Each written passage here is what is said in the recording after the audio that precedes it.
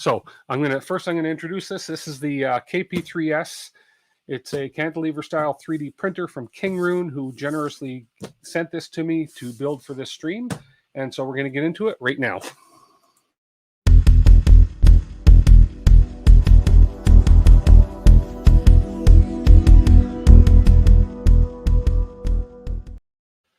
So here we are. We're going to open this box, unbox this Kingroon KP3S. I have had one of these before, 2 years ago or more. This is the 3.0. The one I had was the 1.0. They've done a major upgrade on the hot end on this one from the 1.0 to this one. This has a Titan style hot end on it. Let me show you the features on this printer real quick here. This is from their website. So we have, of course, stepper motors. We have a small 2.4-inch color touchscreen. Off the side here, we have a heated build platform. We have a Titan style extruder on this. Okay. NEMA 17 stepper motors. We have, a separate part cooling fan, separate hot end fan. This does have 2208 or 2209, I believe, silent stepper drivers. Okay. And basically, there's not much to assemble it, and there's everything that comes in the package.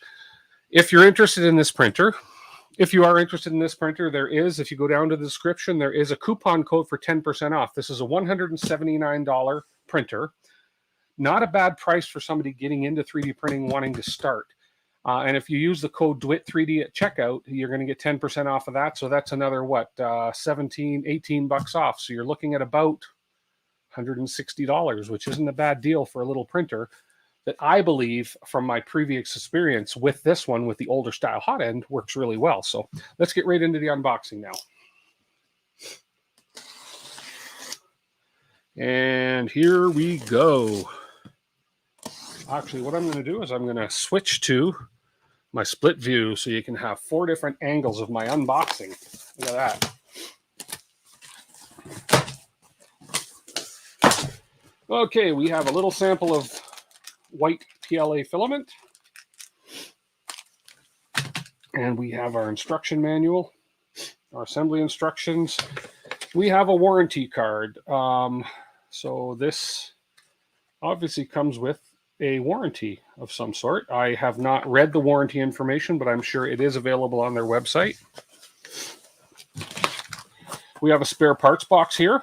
So in the spare parts box, we have our toolkit for assembling the printer. We have a USB cable for connecting the printer if we want to do any work in inside the firmware. And we have some, I like these blue snippers. Those are nice versus the lighter blue ones that we get with the other brand products. Snippers, we have some Z-axis screws.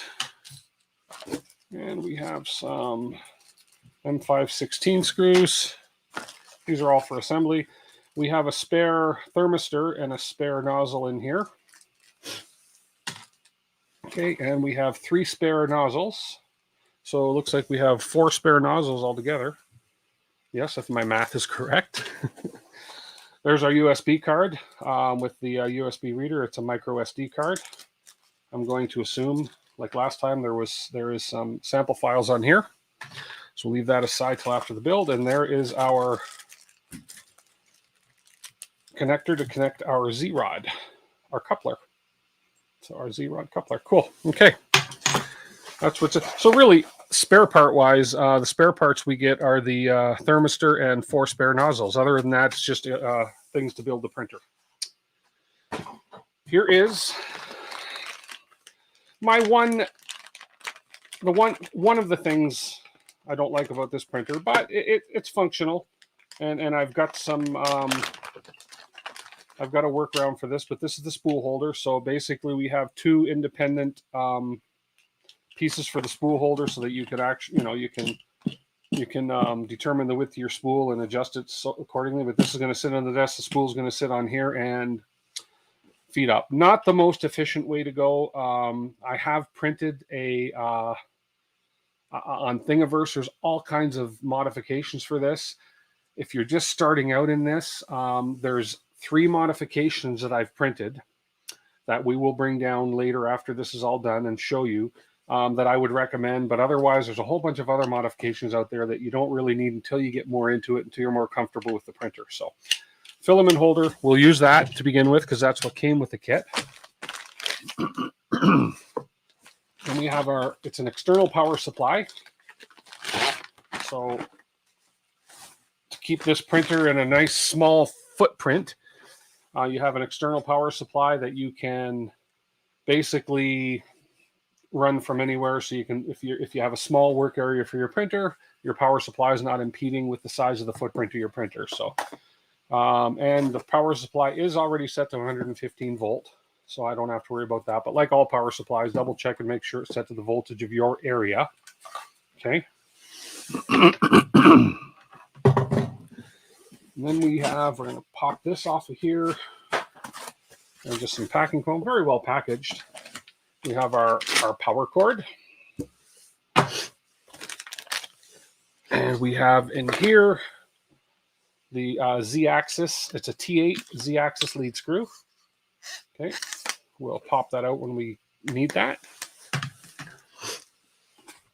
And then we have basically the printer in here. So I'm going to pry this out of the box. Get rid of the box here, just behind me. And I'm going to pull out the parts. So we're connected with the cable here, so just be careful when you pull it out. You're kind of going to pull the whole bed up. There we go. With the gantry. And I believe that's all we have in there as far as I think so. Here we go. So, and this is the second thing I'm not thrilled about with this printer, and I'll get to that right away, is this. The build plate works. I'm not a fan of these. It's basically a magnet with a surface on it. These are very easy to damage. Now, I will say that Kingroon is also sending me one of their PEX steel flex plates. It was supposed to be here for this build, but there was an issue with shipping, so not a big deal, but it is on its way. And we're going to test that out in another video. But for now, we'll just use what came with it. And I have printed with this, and several people do print with this with success. It's just that if you're new and you don't quite have your Z offset correct, you can damage this very easy. So, but we're going to work with that for now. And as I say, once the PEX sheet comes, the flexible steel PEX sheet, we will get into doing that. Okay, let's look at the manual here and see what we got to do. It's a pretty quick build, if I recall right. So it's a 180 by 180 print surface. It is actually the same size. Where is the build? Where is my mini? Right over here. Let me just double check.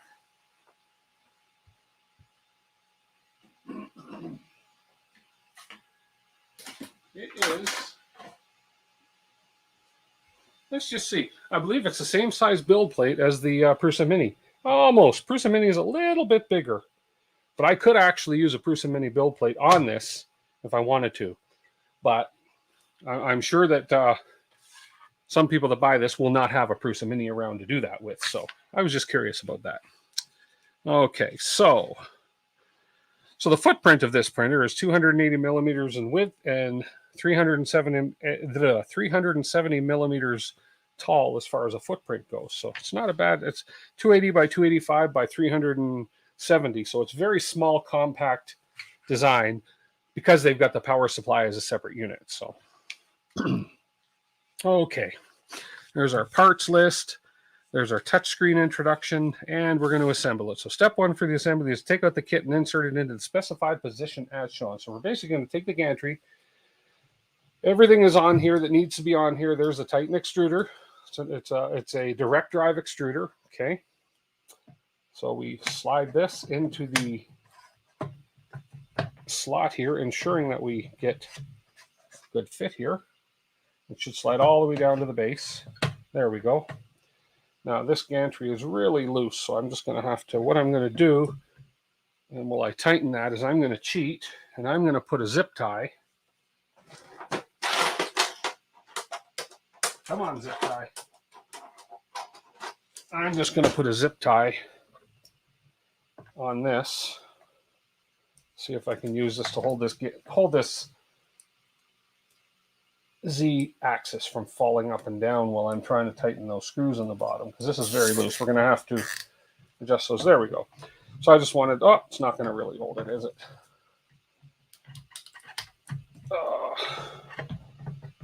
That might work. Okay.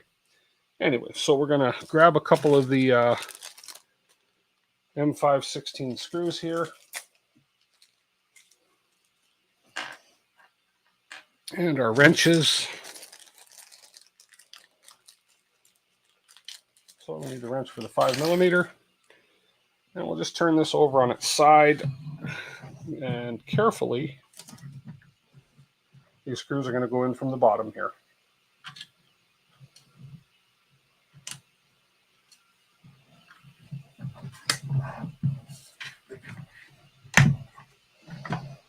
Actually, it might be easier if I come in this way. There we go.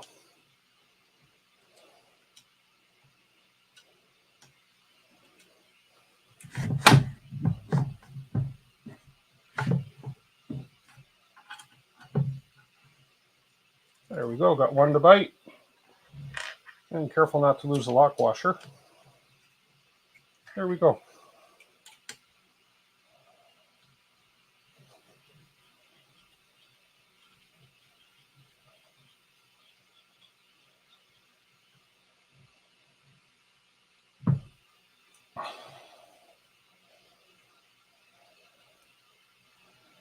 So I did, I've also linked in the description, I have linked to some previous videos I did on this printer, including, there's only one printer I could find in this sort of style and format that is comparable to the price of this one, and that is the Ender 2 Pro.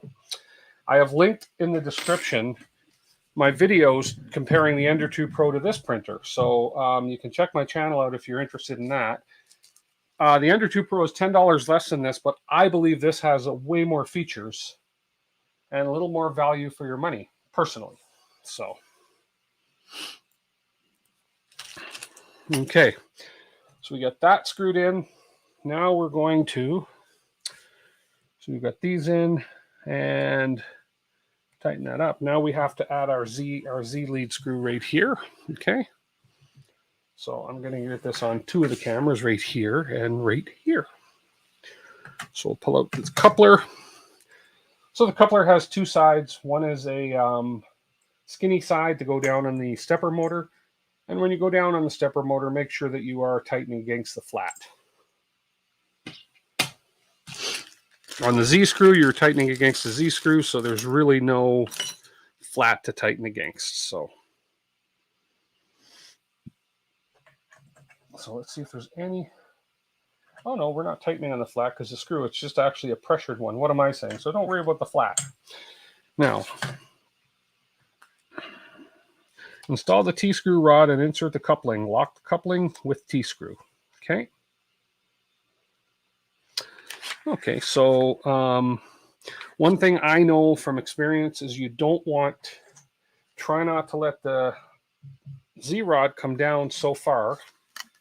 You don't really want it touching the motor, the stepper motor shaft. You want a little bit of a gap in between them, so make sure of that. So what we're going to do is we're going to get the coupler on the bottom. I'm not going to bottom the coupler out. I'm going to make sure it's up just a little bit so that it's not going to be rubbing on the motor. So I'm just going to lift it up and leave a little bit of a gap there. They don't really specify any distances. So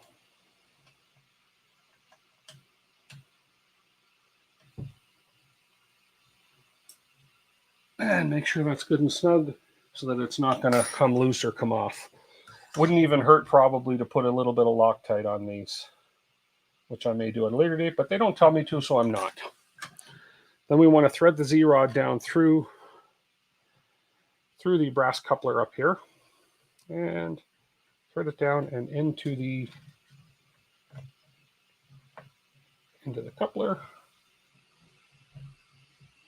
Oops, I've got to raise this up a little bit more. I didn't leave enough room for the Z-rod in this coupler, so we'll loosen this one off. And we'll raise that up a little bit more so we have some room for the Z-rod to get in there.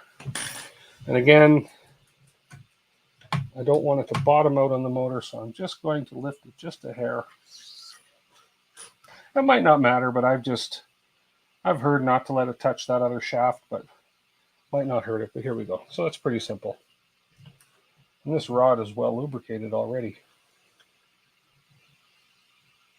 And there we go. And I'll just check the operation. I didn't check, but this Z-rod looks like it's fairly straight with no bends in it. You could roll it across a flat surface just to determine that. There we go. So now that we got that taken care of, I can cut off this zip tie that was holding that up. Okay, so we've inserted our Z-rod,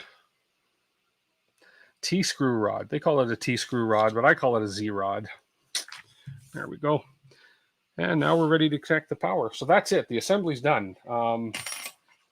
Basically, that was it. It was 2 screws to hold the gantry on, and putting the coupler and the T-rod, and the Z-rod. I'm reading the instructions. They call it a T-rod. And look at that. That came in a nice little tube that I think I'm going to keep. You never know when that might come in handy for anything, even a magic wand. Boop. There we go. Okay. So this does have, let's go over a few of the features while we're here. So as I say, it's got a Titan style direct drive hot end up here. Okay. Quite a nice hot end. It's really robust. And it's riding on linear rails. So we have an X linear rail and we have a Y linear rail down here. And of course, Z is just your typical wheels here. So, in which I've got to make sure that I have the eccentrics all snuggled up here. But this seems like it is nice and already tightened up on the eccentric there. And because we're riding on linear rails here, we don't have to worry about that. So that's all good. Okay. And I'm just going to check and make sure there's no binding in the bed. And feels good so far. And the tension on the belt down there feels good. And the tension on the belt and the X-axis feels pretty decent. So that's it. So far, there we go. I'm just going to grab a drink here. Okay, next step. Connect the power and the power switch, and connect power and press power switch to start printing. Okay, so we're going to grab the power source here. So one of the pieces I printed, which I'll bring down later, that I suggest you do, is I printed a stand for the power supply, and I've got a solution for the filament spool holder. So, oh, and I've also got another solution on the side here that we'll go over later. So let's grab a power cord here. Came with a power cord, but I got one plugged in already here. We'll plug it into the power supply. This, I believe, is a 360 watt, 24 volt power supply. Okay, 15 amp, 24 volt output. So it is it's like a custom, it's not a main well or anything like that. So it's a custom name power supply. So we're going to put the power supply here. And then we have just our little plug, and we can plug it in right on the side here. And we are good to try and turn this thing on. What do you think? Okay, let's go here and let's turn this way. Now we have a little 3.5 inch screen here. That's another, I have big fingers, and sometimes it's with the other one I had, it was kind of hard to get in here. But there's modifications where you can actually take this screen, move it over a bit and up on an angle, which would help. So I'm going to peel the fun stuff off of this screen here. There we go. Let's see if I can, maybe I'll bring in another camera to show you the screen when I turn it on. Let's do that. Let's pull this camera over. Let's give it a little bit more height here. Let's see if I can't give you guys a view of the screen when I turn it on, just to show you what we're going to do.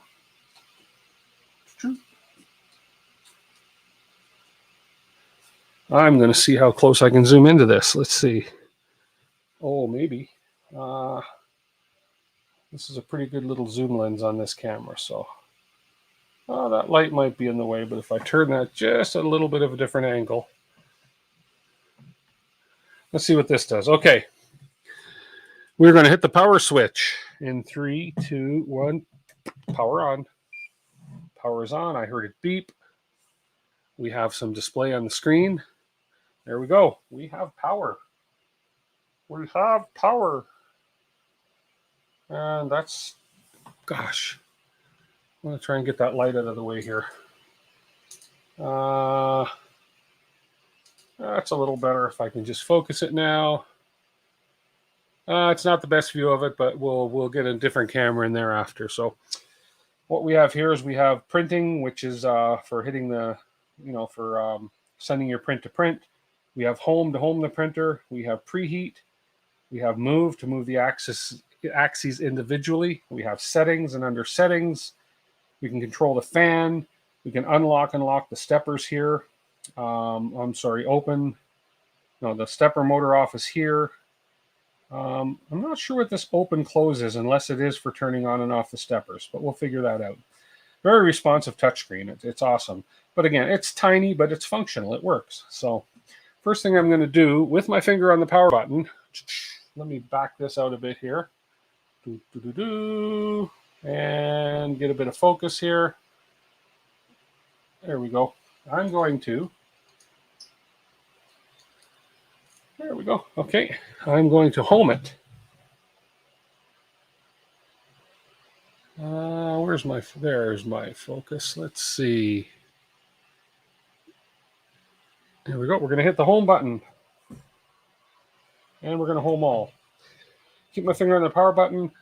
For Z, we have a little screw here that adjusts, and there's a little micro switch on here that is going to adjust how far down Z goes. We're going to make sure that we're not going too far down, and we're not going to run the nozzle into anything. So we're going to home it. Then we'll warm it up and level it.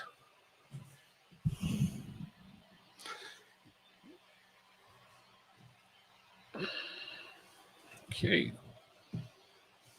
And here we go.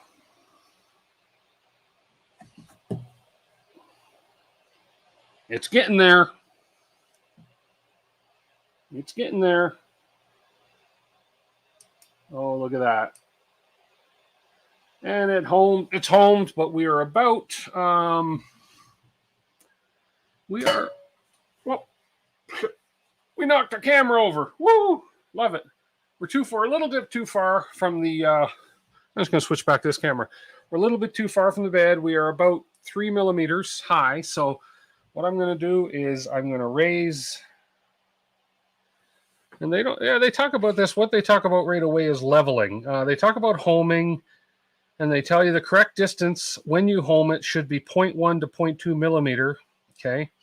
But right now it's obviously way too much because we're at about 2 to 3 millimeters. So what I'm going to do to fix this is I'm going to move the axis. I'm just going to move the Z axis up. We're going to move it up 10 millimeter steps. So we're just going to move the Z up a bit. And what I like to do, we got a little bit of plastic on. Oh, that's just a little bit of grease for the rails. Okay. I'm going to tighten these springs up a little bit and bring the bed down because these springs are pretty loose as it is. So I'm going to tighten these springs up as tight as I can go, and then I'm going to back them off 2 turns. That way, when we level the bed, we're not dealing with really loose springs. So, and I do this with all my printers that require leveling. This method of leveling is I tighten up all my springs, and then I back them off 2 turns. Then I make sure that when I home, then I have to do minimal adjustment on these screws. So I'm going to do that, and then we're going to back them up 1, 2 turns there, and then we're going to back these ones up 2 turns. Everybody has their own method they do these things. So now I want again, I've just lowered my bed even more. I was already 2 or 3 millimeters too high from the platform, so I'm going to take this adjusting screw, and I'm going to lower it probably 5 turns. 2, 3. Oh, it's not going to load. It's got a tight spring on it too, so it's a bit tight. 4. Now there's 4. Let's see what we do. So we're going to go back, and we're going to home that again. We're going to home all, and again, finger on the power button. See how close we came.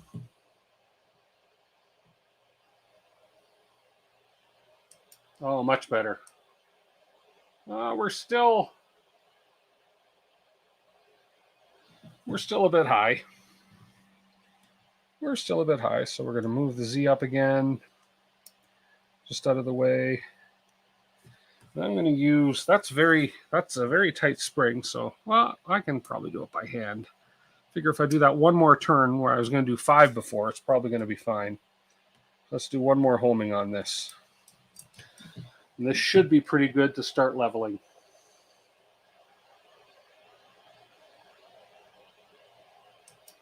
Yeah. That's, I can get away with that, I think. Okay. So if we come back to this camera here, back into the screen, I'm going to show you what they have for leveling on this. It is manual leveling, but there is an assistive leveling menu here. So if we, there we go. So we go back, we have leveling. So if we go into leveling, okay, it's going to move the nozzle to the back, front left, front right, back left, back right, into the middle of the bed. So it's kind of an assistive leveling. So we're going to go ahead and move it to the front left. Let me grab a piece of paper.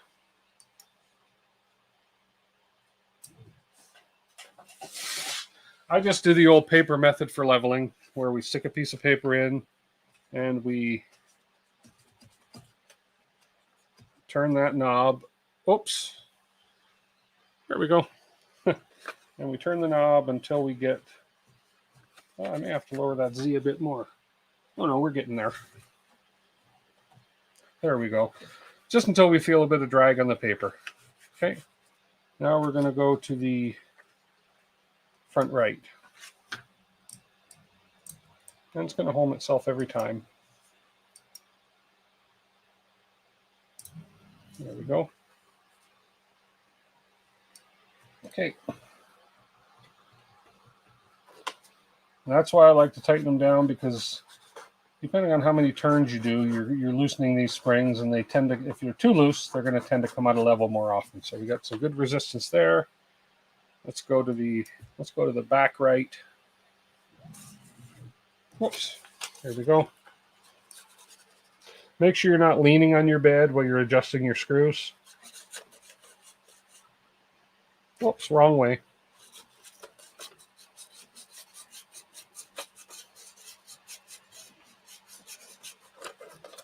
There we go. Okay, we'll go to the back left. There we go.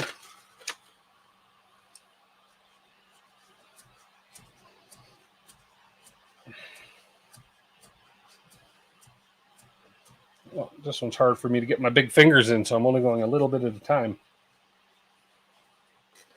There we go. Okay, and before I go to the middle, I'm going to go around to all 4 corners again.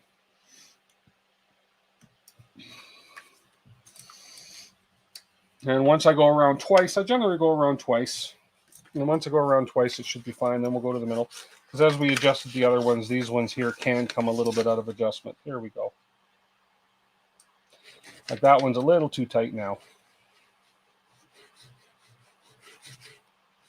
There we go. Let's go to the front right. Here we go. And this one's a little too loose. Okay, back right. Good, I see some chat happening. I can't read the chat, but I see that you guys are chatting. That's good.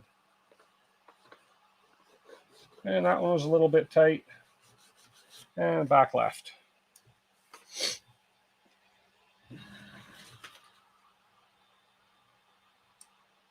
Oh, this one's almost perfect. Okay, I'm just going to check that front left once more, and then I think we're going to be good. Then we'll go to the middle. Oh, a little tight on that one again. Not bad though. Okay, let's go to the middle of the bed. This is a good indication of if the bed's warped too or not. So now we're in the middle. It's not bad. The middle it's a little tight. So I'm going to just loosen all of these just a hair. Just a hair. I'm going to bring them down. And there we go. We have some reasonable pressure in the middle. Because all the printing is going to take place around the middle. So There we go. So we have level. So let's go ahead and home it again. Now, the other thing I should have been doing, and I didn't, I'm gonna do it now, is I should have warmed up the bed and the nozzle for the leveling. So well, let's do that again. Again, there's a mistake. I want to warm up the bed and warm up the nozzle. It doesn't have to be to full temperature, but I'll warm up the nozzle to 150. We'll warm up the bed to 60. Now, did they tell me in the instructions to do that? Let's see. No, they don't, but I like to warm up the nozzle. So, yeah. So let's go back and let's go ahead and preheat. No, let's go ahead and settings. And no, I think it's under preheat. Yeah, okay. And we're going to go up to 10 at a time. So we'll just go to 150 for the hot end, and we'll go to 60 for the bed. There we go. And then we'll just check the level, but it should be pretty close. There can be a little bit of thermal expansion, which can make a little bit of a difference in the Z offset, so, and in the leveling. So we'll see what happens.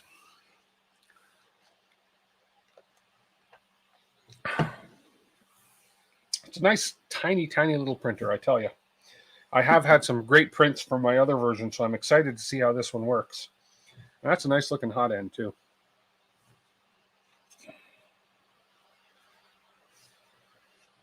It is a beauty.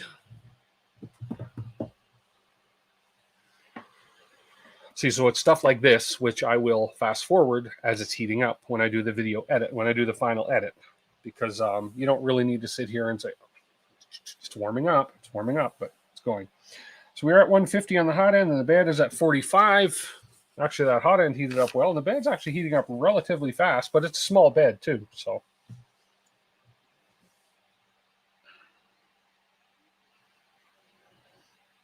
And there we go. Oh, I only went to 50 on the bed, but that's fine. So let's go ahead and go back and just check our leveling again with these, with them at temperature, and I'm pretty confident they're going to be pretty good. Here we go. Yep, that one's fine. Let's go to the next one here.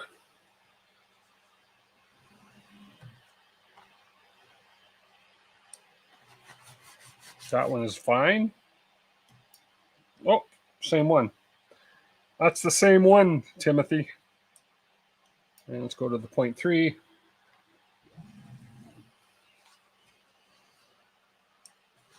That one's fine. And 0.1. I'm kind of going out of order.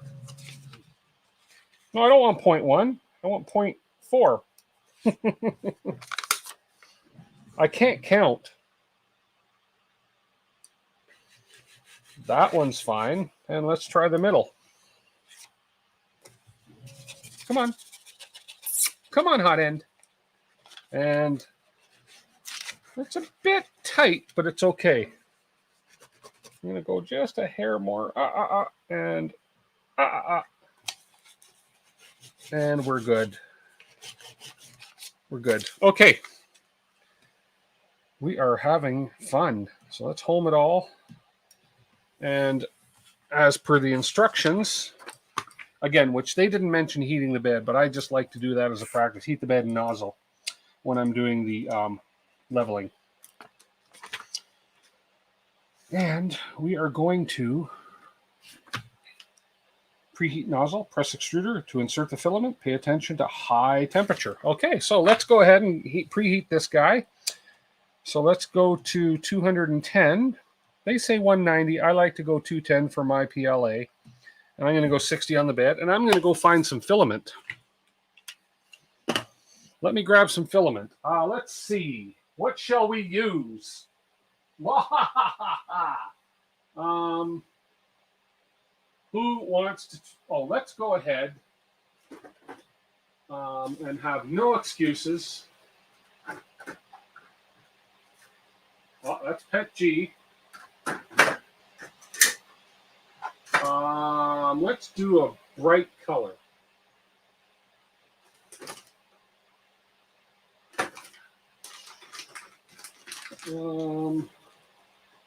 Red.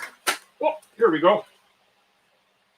I let's throw some printed solid Jesse PLA blood red. Blood red. There will be blood. Let's throw some red on here.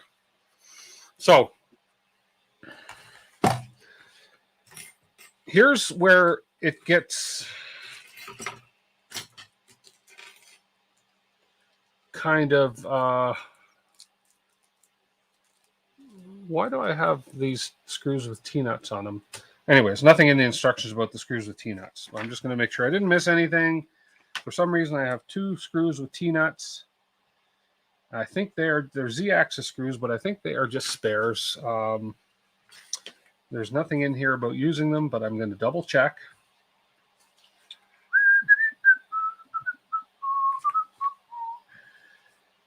Nope. Oh, they're probably just spare screws for the coupler here. Okay, it's probably what they are. Okay, so we're going to load some filament.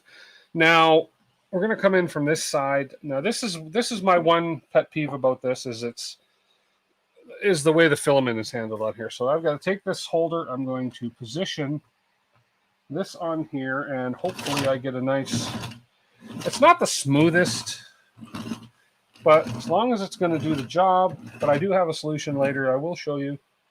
So let's go ahead and load some filament here. Let me just get a clean end so it's not all twisted and warped.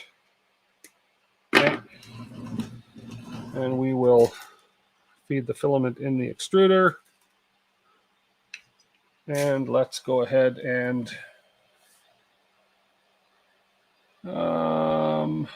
settings. No, let me see where they say to find that. They're telling me to press by hand to insert filament. Oh, okay, they're just telling me to insert it by hand. There's no real loading assist for the filament here, so I can turn the wheel, load the filament in. I'm going to bring the X-axis or the Z up. Oops, I hit the wrong button. See my big fingers. I'm going to move the Z-axis up so that I can actually see the filament coming out.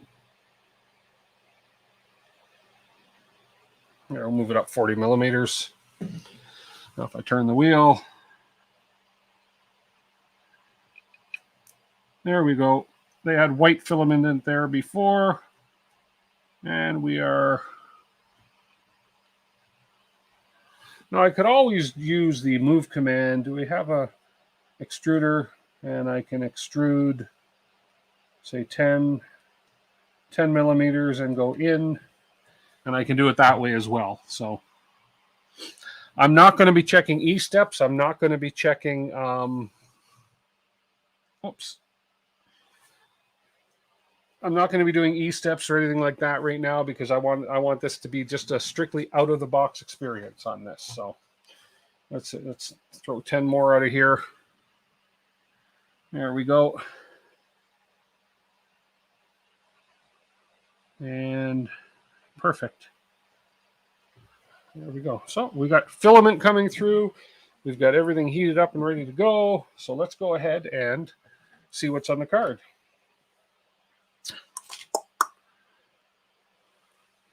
Comes with a generic, basically blank micro SD card. This is another thing you got to be careful of. This one's a little better. On my other one that I had a while back, I had a habit of slotting the card in and it would fall into the bottom of the case and I would have to take the case off. This one, it looks like they've made it a little bit tighter. Okay, anyways, good. But I do still have a printed piece for that too that I'll show you later. So let's go ahead, go back, let's go printing, and we have, let me just see what's on here. We have food clip, we have Guardian, and I think that's it. Yeah, food clip and Guardian. Well, I know what the Guardian is. No, I don't know what the Guardian is. Maybe that's a different one, but let's go ahead and print Guardian anyways and confirm. Now, do we have a Z adjust? Let's just see. We're printing. We have option. We have temperature, pause, stop, and more.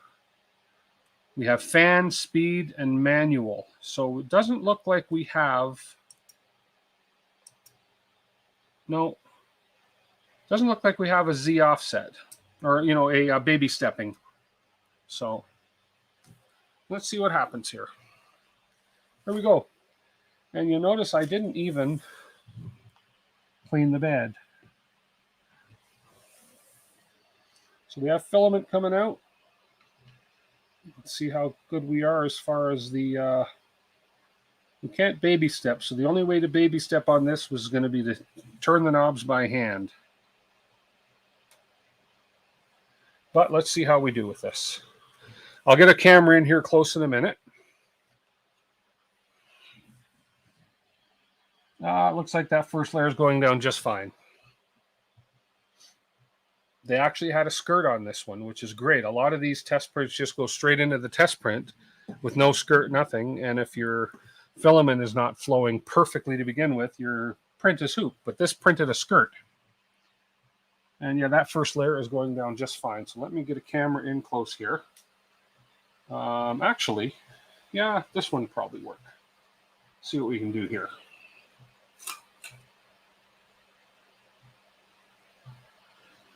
Okay.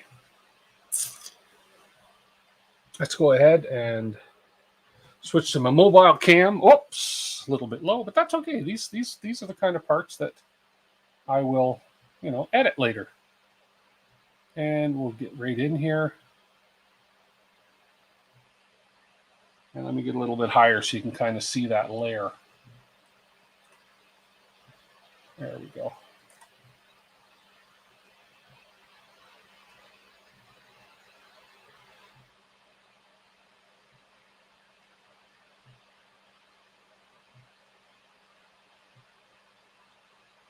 There it goes. How's that? And that little ugly, messy looking thing you're seeing in the back, that's the skirt. This little, yeah, that's the skirt. The skirt, there wasn't filament flowing too efficiently. But the rest of it's flowing beautifully right now. So let's put the spool holder off to the side. Let's get this thing, there we go. So there we go, we're printing away. As I say, if you go to my videos, and there are a couple linked in the description below, I compared this. I actually compared this one to a FlashForge Creator 3 one time. I know the FlashForge is an IDEX and so forth, but I wanted to compare print quality, what quality you get on a $179 printer versus a $3,000 printer. And then we did a comparison of this to the Prusa Mini, and we've also compared this to the Ender 2 Pro. So there is a channel, and I'm trying to remember the name. There is a gentleman that I watch. I subscribe to his channel. He runs Kingroon KP3Ss in his print farm, and he does some really nice prints on them. Okay. We'll see what this test print is, and we'll just let this guy go. So now, got a little bit of a mess in there, but we're just going to let this go. Again, this is a test print. Don't know what it was. Don't know what was used to slice this, etc.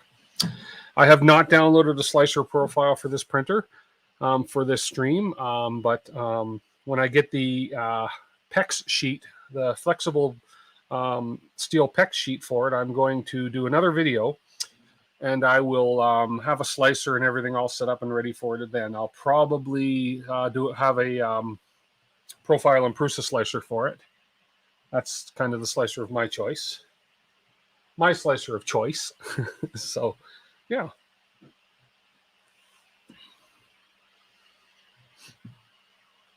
But that's it. What are we? 45 minutes in, basically, maybe even 40 minutes based on my introduction here. And we're 40 minutes in, and it's built, it's level, it's printing. Yeah, so very quick. So there's not much to get this up and running. So in my case here, you know, this power supply, the only other thing I wish I could see on this power supply is it would be great if it had a longer cable to go from the power supply to the actual printer, because then I could actually, I'm limited as to where I can put this power supply right now. So if I had this on a shelf, for instance, in a print farm situation, I'd have to have power supplies on every shelf with this printer versus I'd like to have the power supplies kind of in behind or a little further away so that they don't, you know, I don't have to have them too close, but the cord itself from the power supply is kind of limiting in that sense. But that's just me being a little bit nitpicky. So, well, we'll let this print right now, and I'm going to come over and I'm going to sit and have a look at chat. So, and see what's going on in the chat now.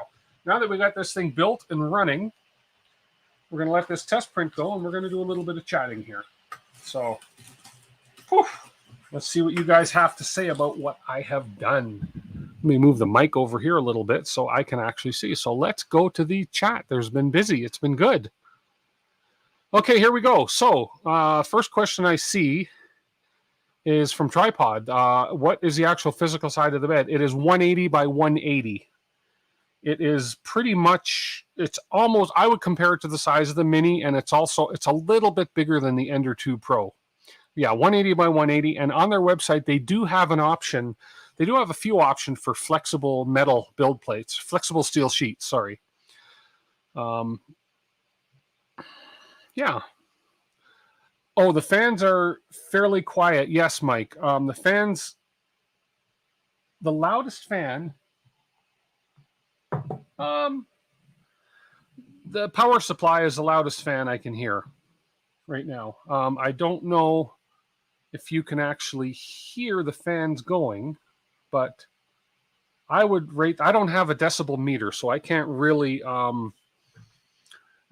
tell you how many decibels, but it's definitely quieter than their old version. I remember the old printhead had that metal grill with and it was a very loud fan. This one is much, much quieter. So yeah. Difference in the 3.0. My last experience with the Kingroon KP3S was the hot end was not a direct drive. It was a Bowden-fed hot end, and it was a totally, no, it was a direct drive. My bad. It was a direct drive, but it had one of those old aluminum Prusa style, not Prusa, Creality style feeders, extruders. This one is a Titan style hot end. They've really made a big improvement on the hot end on this one. So it's a Titan style hot end. It is still, if I'm not mistaken, a single drive gear in there feeding the filament, which is fine. But I'm going to be testing TPU and so forth on this one just to see how well this direct drive hot end is. I think that's one of the main differences between the 1.0 and the 3. I don't recall if they had a 2. So yeah, but it's very quiet. Yeah, so I would say it's no louder than any of my other printers, no louder than my Voron, than my 0.1s. So here we go. So now we got some stuff going on. Looks like a little, I don't know what's happening. I don't even know what this is printing, really. Yeah, okay. So if I were to actually take a tape measure out, I happen to have a metric tape measure here. Let me go ahead and have a quick peek. The actual physical bed is 180. About 182 by 182, the bed itself, the actual physical bed. But they're saying, they say a print volume of 180 by 180. So yeah, it's about 182 by 182 for the actual bed. Thank you so much, Mike. So if you asked questions earlier and I ignored it, that's based on my new format. So if you did and I hadn't seen it, good thing I like skirts. There we go. Go ahead and ask the question or make the comment again. I'm not going to scroll up through all the comments. I can, but I might not like what I see. And let's see who all's here. Wow, a lot of people here. I see 25. Let's see who's in chat. Andrew Osmus here, Joe Velasco, Jason. Zilter, hey, how are you? We have Jerry who's here, Dominic Versetto, Mike, Never Let the Machines Win, 3D Experiments, Paul Cumber. I already said Jason. Then we have The Apprentice and 3D Experiments. I'm going to mention names once, twice, 3 times. A lady. Old Curmudgeon's here. Welcome. Hello, welcome. Thank you. And who else? Who am I missing? The usuals. Abadus is here. Scrolling. And of course, John Tripod's Garage is here. And I think Zenbender is here. Need to get some cams like you use, but there are so many that look like it on Amazon. Yeah, they're these ones. You got to make sure that they're the proper lens, which I believe are the is it the Sony or Panasonic lenses on these? I believe they're Panasonic lenses. You want to make sure you get a decent lens, because really that makes a big difference in it. Ryan Thorpe is here, of course. The Tronxy Crux one is exactly 180 square. Okay. And then any belt tension adjustments. Let me look and see.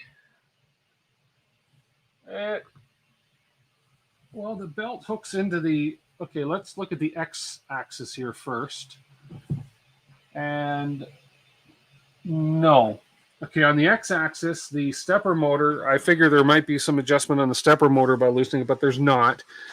If you needed to adjust the axis on the X-axis on it, there are zip ties. I don't know if my finger is going to be able to point to it here or not, but there are zip ties right there you can kind of see in the top left screen that are holding the belt onto the X-axis. So I guess you could always snip those zip ties and tighten the belts up there and reattach the zip ties to tighten that belt.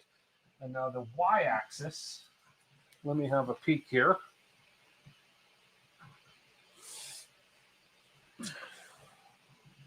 The Y-axis is internal in the lower case because, of course, we have the linear rail up here, so it's hard to see. I can't see whether the Y-axis has an adjustment on it or not. I would assume it does. Twitch is a ghost town for me these days. It is. And the thing is, I'm not consistent enough on Twitch, which I think is why.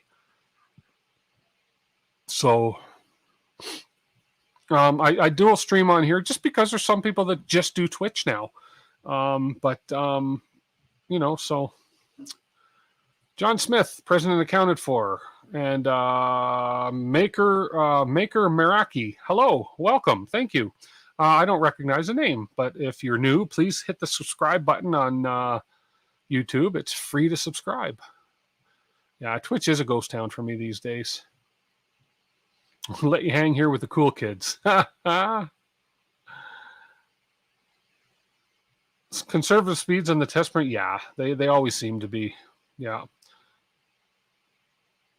No belt tension on any axis. Okay, yeah, I wasn't sure. I can't see inside the Y-axis on it. X, there's not. You'd have to snip those zip ties and manually do them. So, yeah. But I've yet to tension a belt on most of my printers, so I'm sure it's going to last a while. And belts are cheap these days if you have to replace one. But I would assume the Y-axis may even have a similar thing where you can take the zip tie, snip it, and stretch it. But I haven't been inside to look at it, so that's a deal killer. Yeah. Now these, you got to keep in mind though. You're speaking $179 printer, 10% off if you use my code DWIT3D on checkout on their site, and there is a link down below.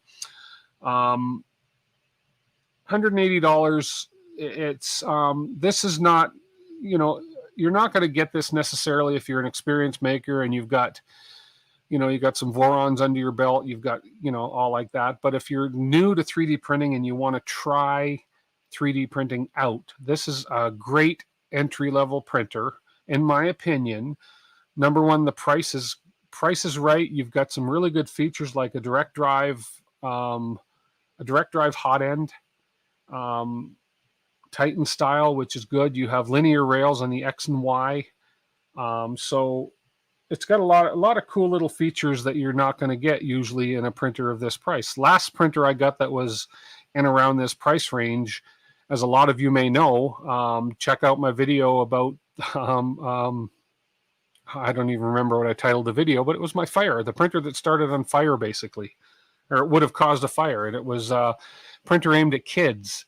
It was, I think it actually costs a little more than this one. And so it's, I would rather give a kid this one and say, just don't touch the hot end, than give a kid one that's potentially going to burn your house down. Okay, you have 6 on your farm. Uses the same mechanism as X and Y, yeah.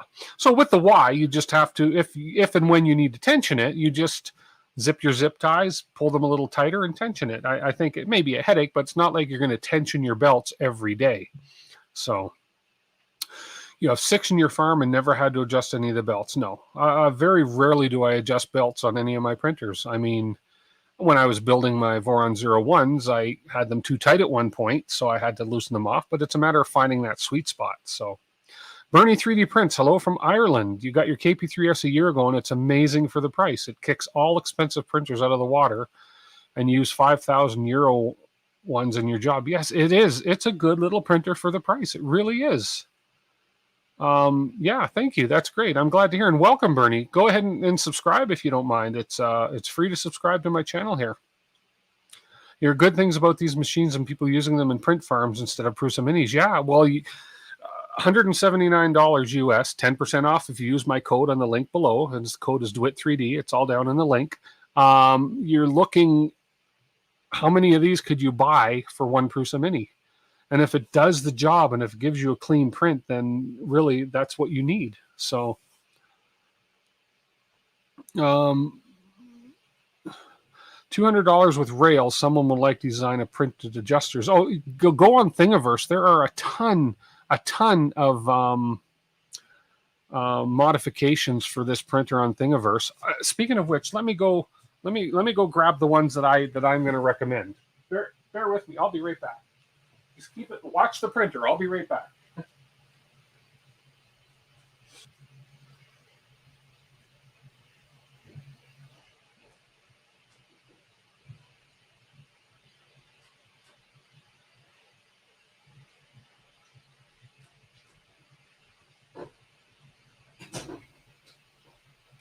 And I'm back.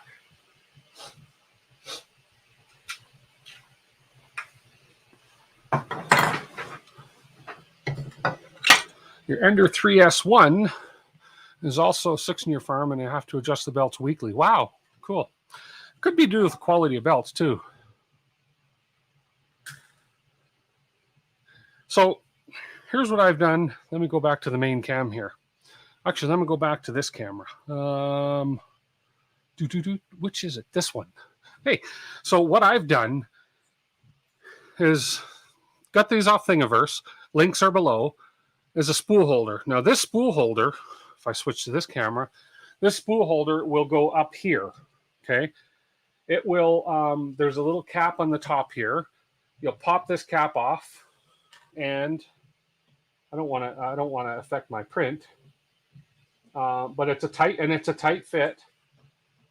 But this will eventually, it's a tight fit, but this will actually go in to this extrusion, and then you have your spool holder up here versus on your desk. If you have the height for this, this is great. Some of the people, I believe it's called 3D Print Anything is the name of the, oh, I have spam. Anybody any mods? I think there's some mods on here, but I'll block anyways. There we go. And blocked. No, I don't want to put the user in the timeout. Oh, somebody already blocked them probably for me. Thank you. I hope, because it gave me an error when I tried to block.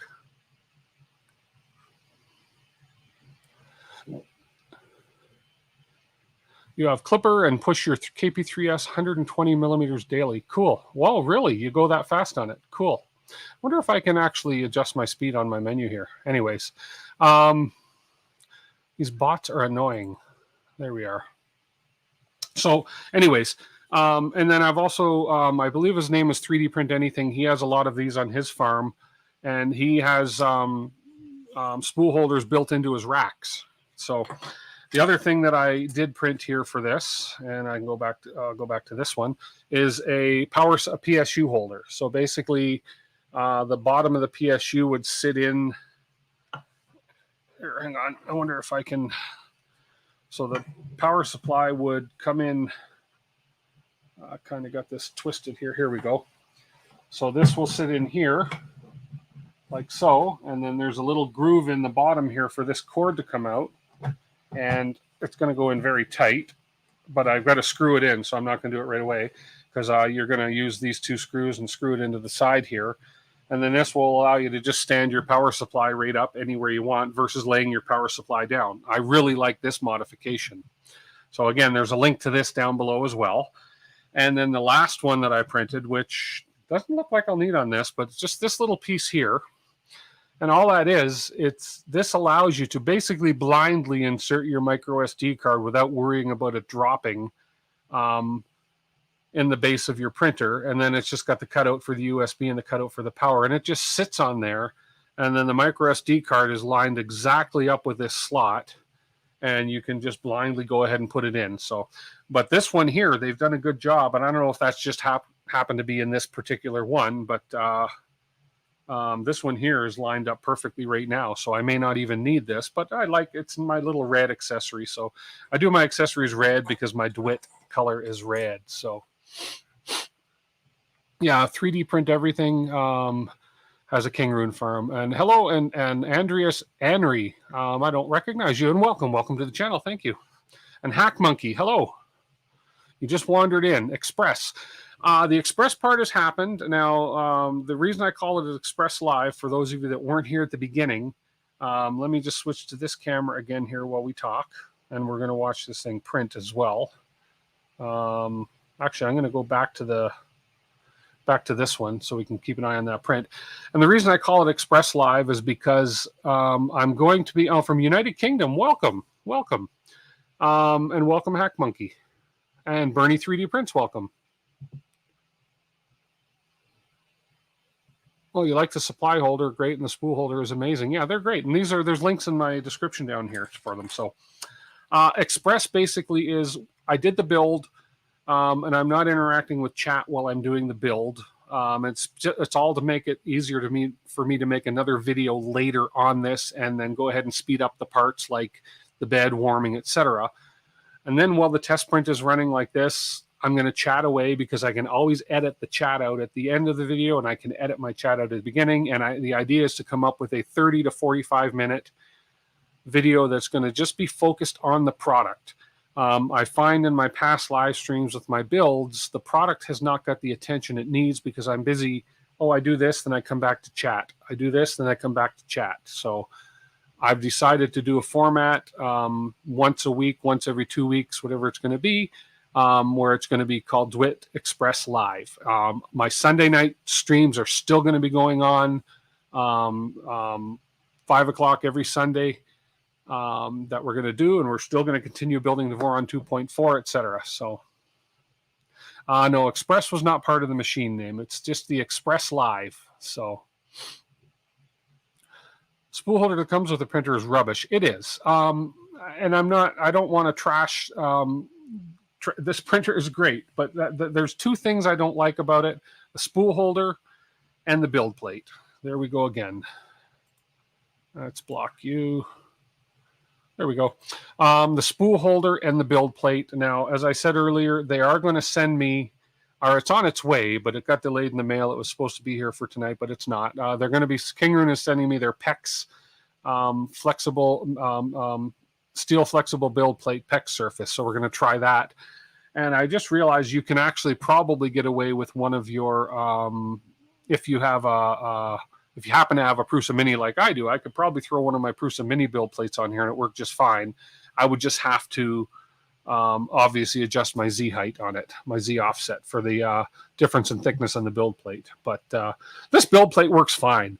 Way back when I was a beginner and my first printer was a CR20 Pro, it came with this kind of a build plate. It's like a magnet with a surface on it. I didn't know what I was doing, and one of the first things I did was drive my nozzle into that build plate. It was toast. It drives it through. There's no mercy at all. So PEX spring steel is the way to go, yes. And if you go to Kingroon's site, they have accessories including, let's see if I can see it. Yeah, right here. So if I switch to this, you'll see that they do offer for $15 and $20, they do offer flexible steel build plates for their printers. So, and actually they say PEI sheet they had Wham Bam build plate. I wonder if they are made by Wham Bam and sold, and they sell them, brand them and sell them. So yeah, so they do have those. The other thing that's really interesting too about this that I like, that I forgot to mention at the beginning. Oh, okay, 3D experiments. Maybe I'll try that. That's actually a good idea. Although there's some people that do come by that aren't subscribed, and I could let them know that if you want to chat, you've got to subscribe. But that's a good idea. If I look at the replacement accessories, where is it? Right here.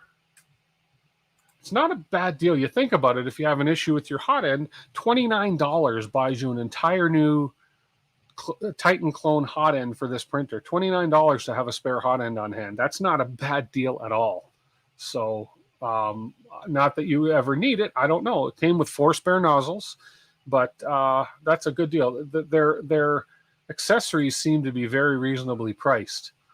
So 25 nozzles for $9, $20 for their magnetic removable build surface for 2 of them. So you're looking at $10 per build surface. And they have a Z-axis stabilizer, which I've never seen before. And it looks like that's a $3 part where you can get your Z-axis stabilizer if you need it. So they do have all sorts of really cool accessories on their site as well. So yeah. The magnet on the KP3 loses magnetism after a few prints, but their steel build plates have upgraded magnets that are much better. Okay, that's good to know. And I've got one on the way, so we'll see what happens with that. Bare steel spring sheets with Elmer's glue stick. Okay, cool. I've not tried that before. I have a couple that have a print surface on one side and they're bare on the other side. It wouldn't be bad trying. For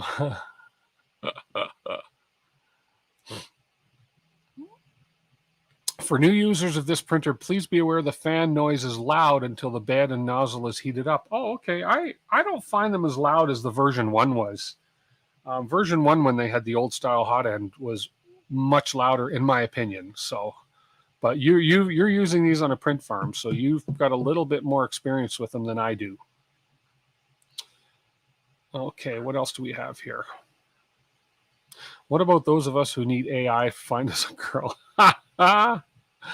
TH3D flex plates are made by the same folks that make Wham Bam. Okay, yeah, so that's probably what they've done, is had the same people that make them make their plates for them. Yeah.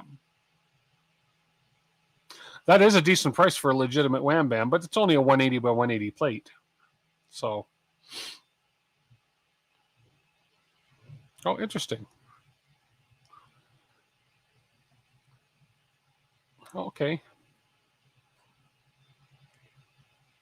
No, he never says anything contradictory, does he? No. It could just be a mix-up. I put the wrong camera on here. You guys want to see the print. You don't want to see me. This one. See what the print is doing. Oh, I think I know what this print is. I think it's a little Viking guy.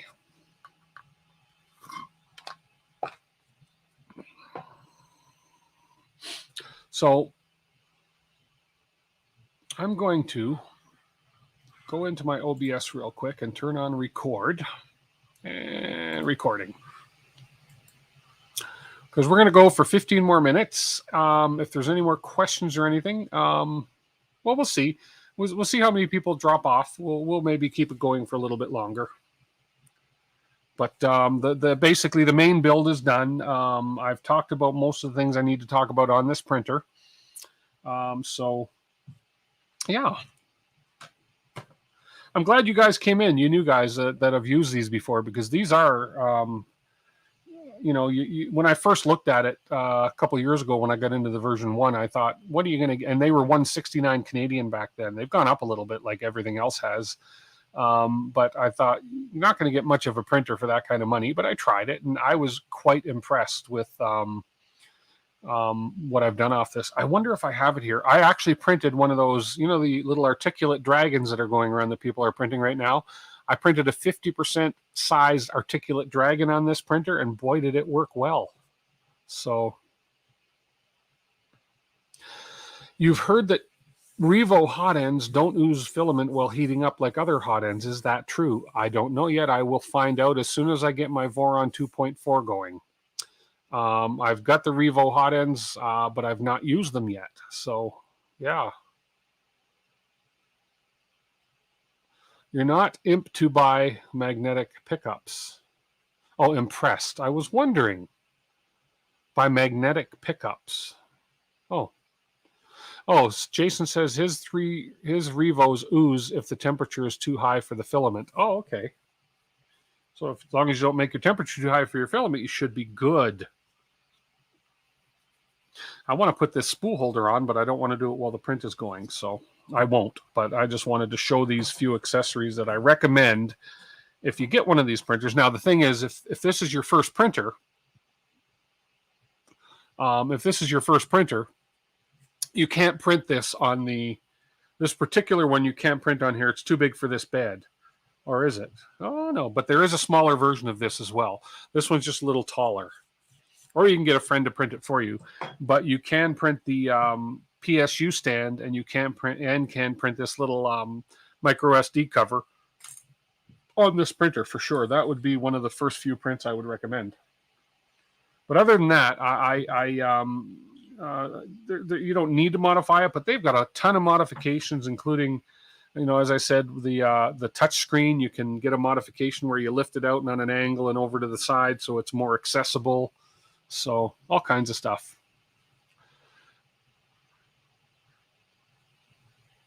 The Revo magnets the Revo nozzles are filament magnets. Everything sticks in them. You know what you need, Jason? You need to get some. Let me see if I can find it.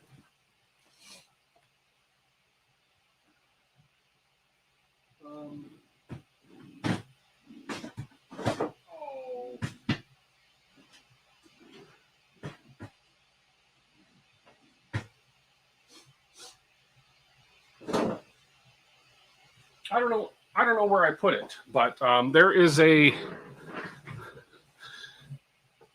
product you can get. I don't remember who makes it. It's a filament repellent. You paint it on your nozzle. So I have some. I just don't know where it is. When I rearrange the studio, I kind of put stuff in places where I thought I would remember where I put it, but obviously I didn't. So yeah, you can actually get this material to paint on your nozzle, which supposedly repels magnets from Slice Engineering. That's it. Have you tried it on the Revo, Jason? I'm just curious. Plastic repellent. There we go. Sensitive critters in the house. Ah, okay. That's right. The new Revo nozzles are supposed to prevent that. Okay. Petchy is sticky enough with Tim's nozzle. Guess I'll pass on Revo.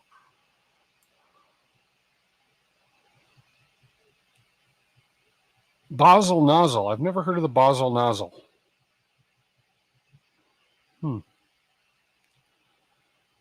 You bring yours in the back of a car to show friends and relatives. So simple just to pick up and put in the back seat. It is, isn't it? Small printers, very light. I think there's even handles. I think there's a mod where there's a handle you can get for it. You haven't put it on yet, been lazy. It'd be interesting to try. Maybe I'll try. Maybe I'll paint it on my Voron when I get it ready to print and see how it works. So, okay. I believe this print, I believe this is a little Viking guy. And if I'm not mistaken, on the old extruder, on the version 1 of this printer, it's a little Viking guy that would stick on the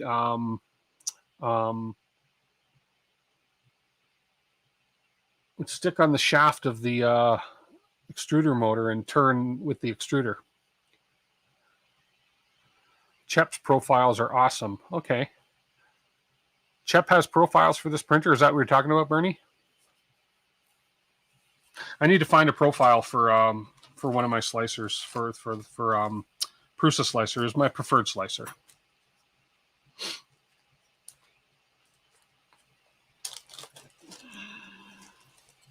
So the Express part of my stream is over, as you guys all know, and this whole little chat thing, other than the video that I'm recording of the print going, the chat will be muted out and the print will just be like sped up.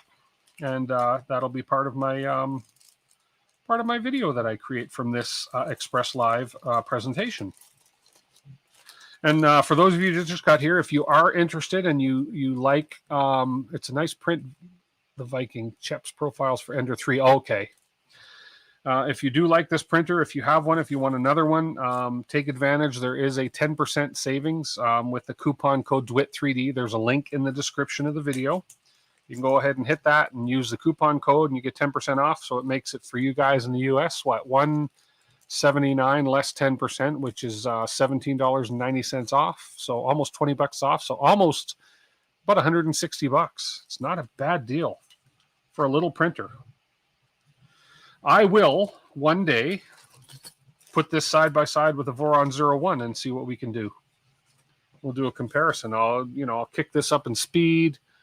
Who was it earlier said they got clipper on this thing? So, hey, I would never think to clipperize this, but hey, why not? Why not? Probably copy Chep's Cura parameters to Prusa, especially since they are now using the Iraq 9 slicing engine from Cura. You use the Mini Plus profile for your KP3S. Requires a little modification. Good to know. There's a lot of profiles out there. It's just a matter of finding one that works. Cool. So as I say, I have not adjusted and I haven't checked E-steps on this thing. I have not done any PID tuning on this. As I say, because this was an out-of-the-box experience. So I would imagine, I will check, possibly in another video. I'll do another video showing, calibrating E-steps. I'd be curious to see how the E-steps are calibrated right now out of the box. And then again, PID tuning is always a good thing to do on any printer. So yeah, thank you so much again, Mike. Yes, please hit that like button if you like what you're seeing here, and subscribes are free. And if you're on Twitch, which there are 5 people on Twitch, a follow is free on Twitch. Let's see. I have a delay in my video. I have 11 likes and 22 people watching. So there's a little bit of a math error going on there. So let's see if we can fix that. Likes help in the algorithm. So, and if you don't like it, don't hit like. I'm good with that. So their pre-release slicer has been crazy stable for you.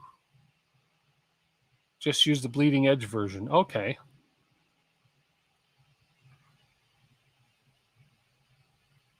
It's in alpha, isn't it? Or is it in beta already? Last I heard it was in alpha, but it could be in beta already by now. So now,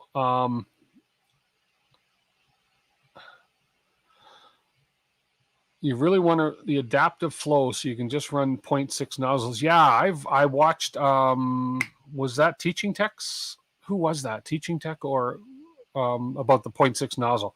That is great to know. That's going to be interesting to try. So, speaking of slicers, okay. Oh, you're close to standardizing a 0.6 for all your printers since Arachne.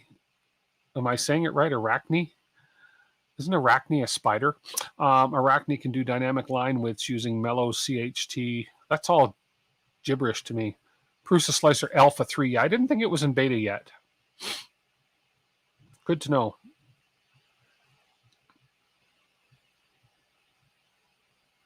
Oh, first time seeing me live.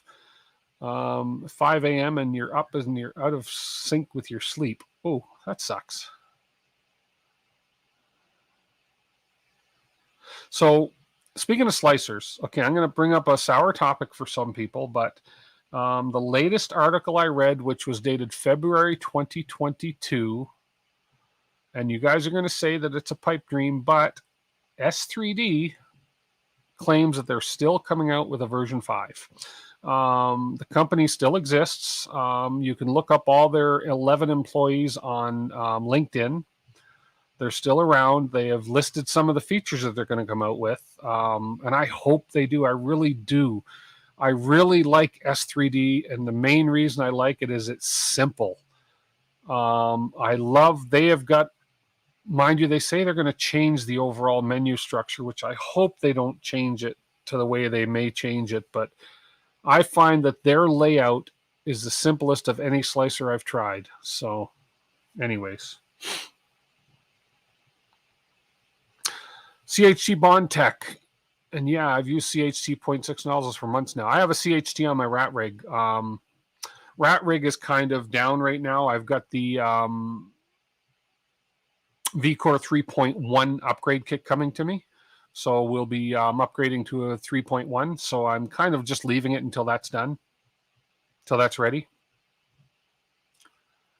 You don't like the way Prusa Slicer slices, you'll go to Cura, an Idea Maker, even S3D. Yeah, S3D still, even the old version, still does a great job. I'm not a big fan of Cura. I cannot wrap my head around Cura's menu structure. I've tried to like it. I've really, really tried to like it, but I'm sorry.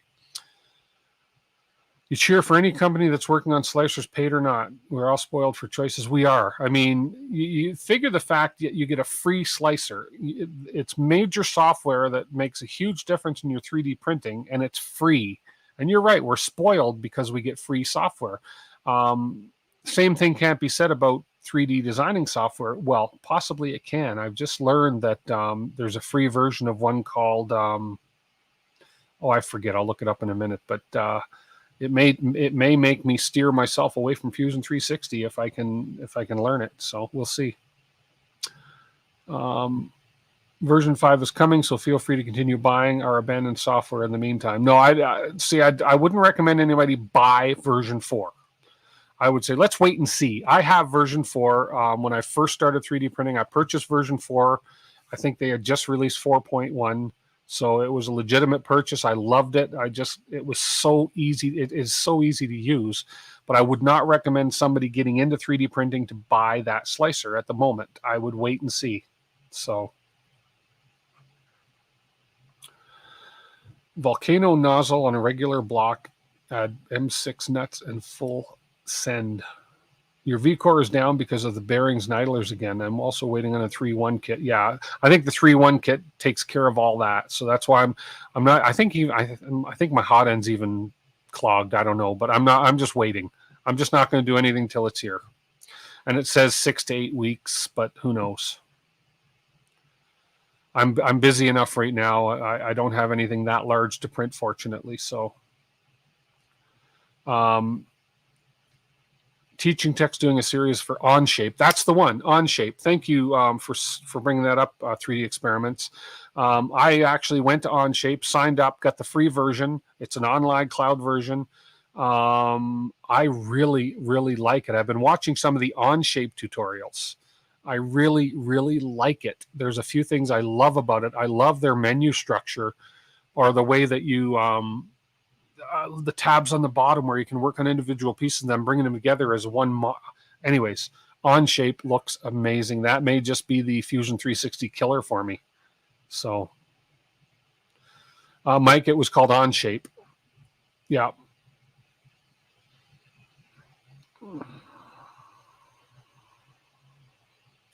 Paying and subscribing are two different things. That's so true. Whereas Fusion 360 is a subscription, annual.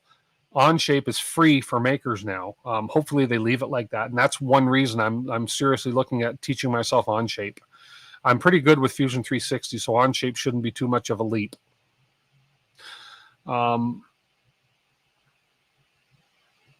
If you get Prusa Slicer to do supports as well as Cura does, yeah, I agree. Maybe the new version, I'm not sure. And Jason uses Simplify 3D version 4.1.2. That's what I've got. Yeah. Oh, thank you, Bernie. No problem. I'd be as honest as I can, Bernie. I just tell it as it is, how I feel for it. And I mean, some people don't agree with my opinion on things, but hey. Which free CAD software? Oh, we already talked about that. Dominic Versetto, always having to use Point on supports with Prusa Slicer. Paint on supports. And me too, Jason. I don't like the way they do their automatic supports personally.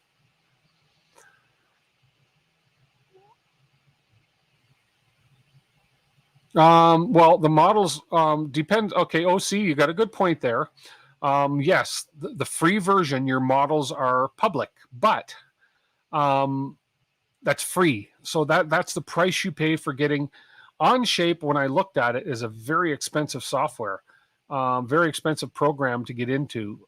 So the fact they're offering a free version and the price you pay for that pre-version is your models aren't private. But I guess it depends on what you're doing, and you know, if you're building models to sell, yeah, that's different. But then again, you're going to get into a Fusion 360 where the price is reasonable, and you're going to be paying for that subscription. Although Fusion 360 has the free version, don't they? But it's missing a lot of things. But yeah, no, I agree with you. But models I'm creating, if people want to take them, go ahead and take them. I like the fact that you can actually go to a model, a public model, find something like what you're doing, download it, and then basically turn it into what you want. And if it's something you don't want people to have access to, then just don't do it on there. But yeah.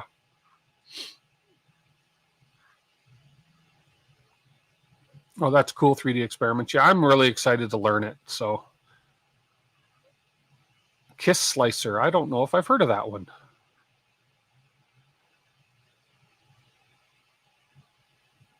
There we go. Yeah. Just name your file something stupid so no one would ever look or search for it. Yeah. I mean, it's a moot point depending on what you're doing, as I say. Like, if I'm modeling, like I'm going to be modeling a little mount for my... I just tore my close-up camera apart. This little guy here. All right, hang on a minute. Desk cam. I just tore my... Oops, it's lights on. I just tore my little close-up camera apart because I hated the mount on it. And I'm going to model up and 3D print a mount for this thing so I can put it on a tripod. And I don't care if somebody steals it or uses it or whatever. It's public domain. So, yeah. So true, Hack Monkey. Yeah, whatever works for you and gives you the best setting, best results. I totally agree. Simplify 3D I still go to for a lot of things because I don't need bells and whistles. It just does a good job on certain prints that I do. You have long-term trust issues with Autodesk, so Fusion 360 is a tough one for you to like. Okay. Yeah, I suspect that they may one day say, okay, well, now that I've got you all hooked on the free version, we're going to charge you a little bit. So I've looked at FreeCAD, and you're right. It's not a very user-friendly UI. Fusion is too cloud-connected. Yeah,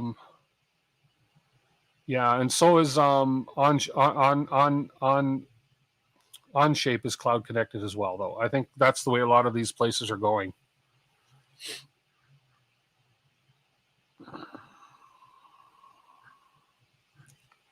OpenSCAD, FreeCAD, there's a lot of them out there.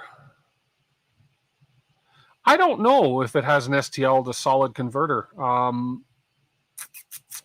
I don't think so. Hey, Thomas, how are you? Maker Viking, welcome. Blender, yeah, okay. I want to learn... what's that really simple one? Tinkercad is apparently you can do some pretty cool stuff. Oh, what's his name? Chris, today's 3D print, Chris Nearies. He does some amazing modeling in Tinkercad. So yeah, I think I really think that you could. I mean, again, it depends on how complicated what your modeling is and what you need it for, and you know, Tinkercad, if you want to make something up really fast, Tinkercad, boom, done. If you need something a little more complicated, like I did for a customer a year ago or so, I needed Fusion 360 for the structure of it, for the simplicity of how the different complexities that I had to do. So way too simplistic, yeah. So it's see, because Tinkercad doesn't use sketches. Whereas I like the sketches, but if it just depends on what you're going to model up really quick. Like I would never model up a spool holder like this in Tinkercad. I'd go to Fusion 360, or Onshape is what I would try next for doing something like this. So, but trouble holding your eyes open 6 after midnight there. Well, go to sleep. Tinkercad has its limits, but it's great. Yeah, for modeling up something really quick. And when you get good at it, like look at Chris, how good he is at it. I've watched him model some rocket stuff, and it's just I watch him and I go, whoa, I didn't know you could do that. Or, man, you make that look easy, but it's what he's been playing with and what he's used to. And I've been teaching myself Fusion 360, and now I'm going to teach myself Onshape. So it's going to be nice to have some options to go to. There's the bot again, and block user. Look at that. I got you so quick. You only got to post one spam this time.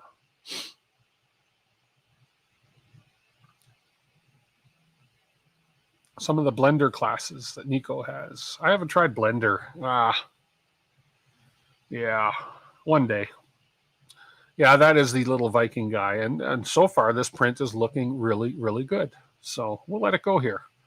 I think everybody in the house here is in bed now. So Maria has not spoken up on the stream yet. Where are you, Maria? Anyways, this thing's printing really well. So 3 spams. Oh, I only counted 2. Well, this is the 3rd time they've spammed. It's all the same people. 84% have already found love with us. Well, good for you.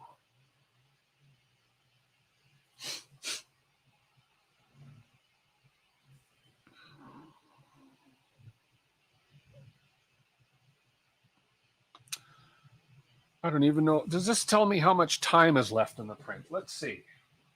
Let me look.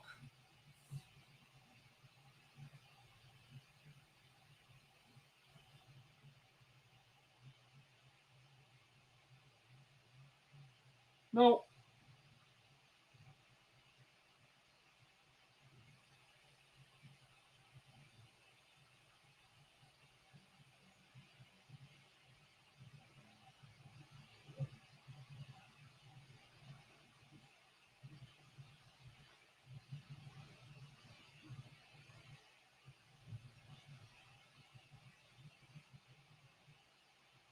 But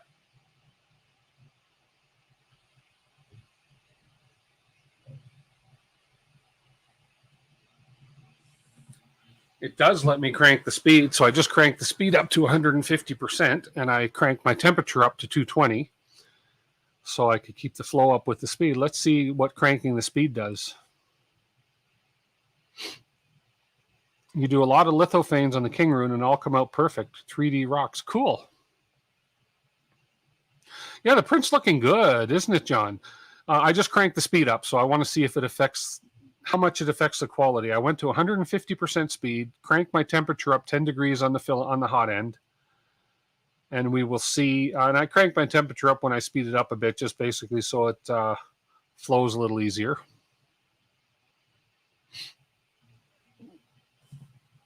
Twitch would have deleted the bot by now. Yeah, that's okay. I'll be on top of it. We got a few, I think we have a few moderators in chat here that'll help me take care of it.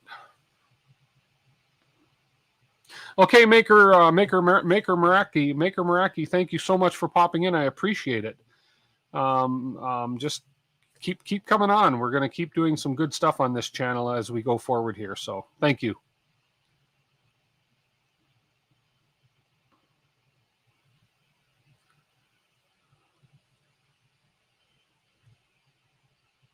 Grad school homework. That sounds like it's fun. You tried ZBrush years ago and didn't really get into it. You want to give it another go. I have not heard of ZBrush. You can get 14.4 millimeters cubed at 220 on PLA. So this is V3, a recent upgrade for the KP3S. If so, what changed? The only thing, as far as I know, the major change is the hot end. I don't know if there was a V2. I'm only used to V1. And then I know that they changed the hot end to a Titan style hot end. So, which was, I don't know if they went straight to V3 or V2, but yeah.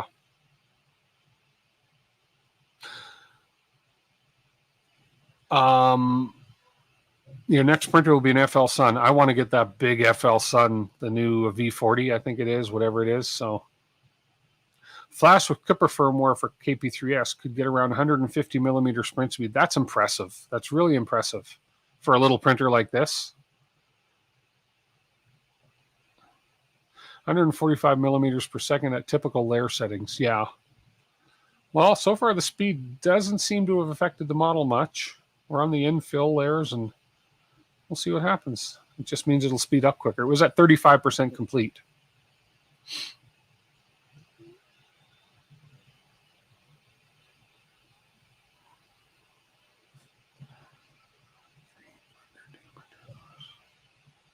Okay, shh, yeah. Come on, Mike. Shh. Maybe I will down the road flash this one with Clipper. We'll put Clipper on this and see. I don't know. Need to get some pies. Need to get some pies in stock here. They're hard to find now, but apparently they're coming out with replacements or something else that you can use instead of pies. So Flashforward Guider 2 can only use flash print slicer, which is terrible compared to Cura, and you can't find a better alternative. Yeah, I have the in behind me, as you've probably seen right here, I have the Flashforge Creator 3, and I think I can use Simplify 3D with it, but I use Flash Print, and I don't have a problem with it. It seems to work pretty good. They've really come a long way with Flash Print since they first released it. When I first got this printer, Flash Print was awful. Oh, it was awful. But they've come a long way with it. But there's still lots of room for improvement. So, yeah, version 1 was the wimpy extruder. It was, this doesn't have an adjuster on the Y belt. No.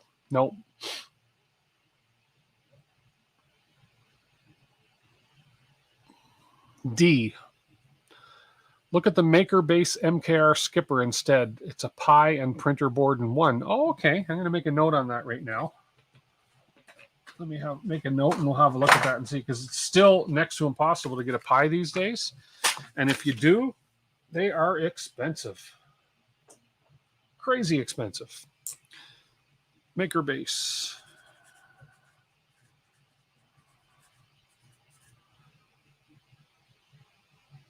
MSK skipper.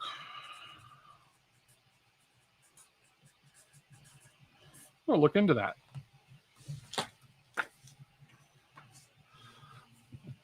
Okay, old curmudgeon, take care. Get some sleep. You need some beauty sleep. Come on, let's go. Do it. Have a good night. Thanks for coming out. I appreciate it. You have an opportunity to pick up a Raise 3D Pro 2. Whoa. Like, pick up, like, free pickup? Like, really? Man, I just heard Raise 3D are great printers. I mean, they're up there. Commercial, right? I got to look it up now that you've said that, Jason, because I'm curious. Raise 3D Pro 2. I want to see what this thing looks like. You've got to be kidding. Oh, that looks nice. Oh, my goodness.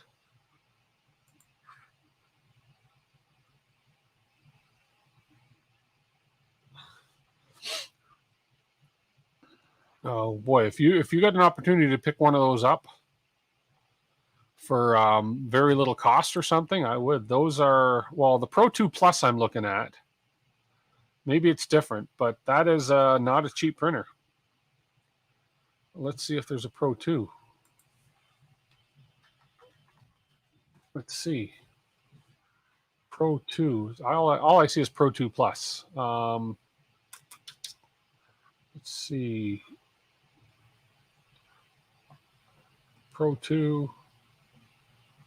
Yeah. Oh, there we are.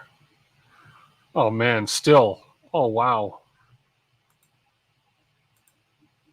Dual nozzle. Yep, I would not say no to one of those. Just the Pro 2. I still wouldn't say no to a Pro 2. Interfaces Windows. Oh, interesting.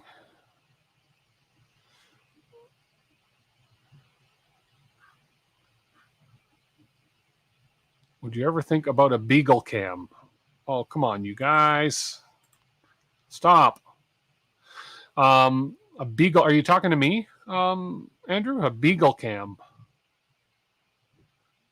Plus makes it taller. I think so, yeah. Yeah, because the Pro 2 is what, a $5,000, well, Canadian $5,000, and the Pro 2 Plus was $8,000. Not a bed slinger. No, okay. A Beagle Cam. Is that for me? Are you asking Beagle? Beagle Cam. What's a Beagle Cam? I got to look it up. Beagle camera. Oh, there we are. It's on Amazon. Motion Beagle, Minton Beagle camera for 3D printer, plug and play remote monitoring, Wi-Fi connection, support PC app, auto generate time lapse video. $80. Wow. I don't know. Seems like a reasonable camera for $80. Huh, magnetic base. I've not heard of it till just now. Cool. It's supposed to do everything. So it's got built in, so you don't need a Pi with it. Okay. Interesting. Plug and play. So I will. So this is what you're talking about right here. The Beagle Cam for $79.99 US dollars. So that's the guy there. Yeah, interesting. The Beagle Cam has Elmo hair. Freaks you out. Oh, I see. Oh, yeah, it does kind of look like, yeah, that's probably intentional. Well, duh. John just reviewed one. Oh, I'll have to watch that. Very cool. Well, the speed didn't seem to affect the quality. It seems to look, still seems to look pretty good. Maybe. Hard to tell. I got to focus that a little better. Let's see. Let's see if I can get a little closer.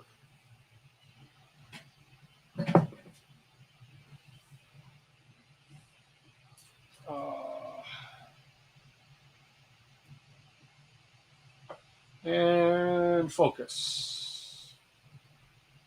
There we go. Might have affected the quality a little bit when I sped it up. Because I'm sure their profile that they used for this test print was meant for certain speed.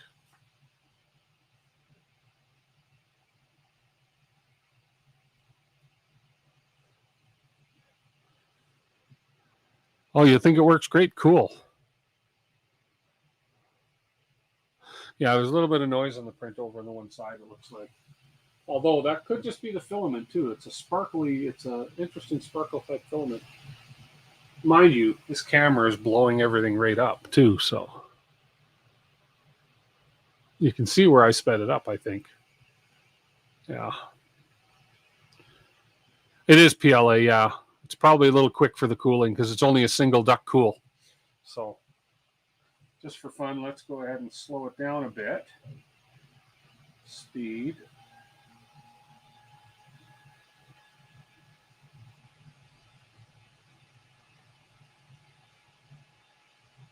And let's see. Let's just see how that changes it. Yeah.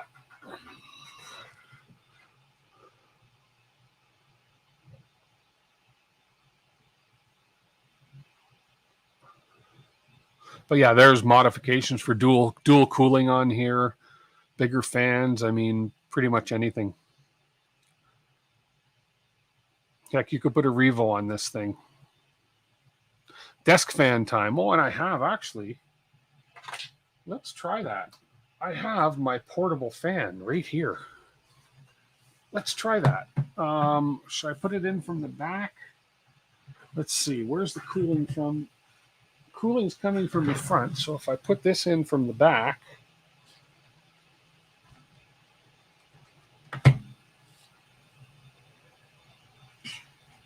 let's see. Let me go a little quicker and see what that does.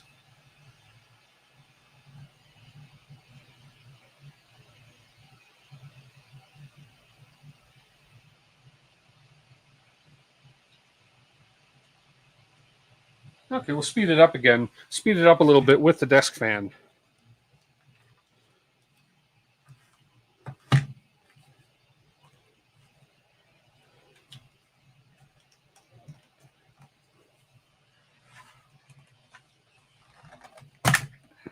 There we go. Oh, there. Now we got the fan going on it. Okay. See if that helps the cooling a bit.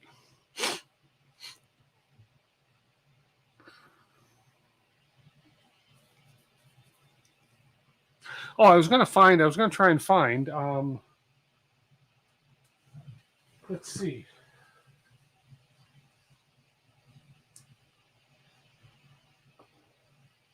Huh. No, I think it's, I think it might be at my office. I had printed a little articulate dragon on the other Kingroon, 50%. It did a great job. The only articulated part that didn't work was the very tip of the tail. It didn't bend, but for basically 90% of the body, everything was perfect. So the tolerances were great. So I was extremely impressed that this little printer could print an articulated dragon that actually worked. So it's at 150%, Bernie.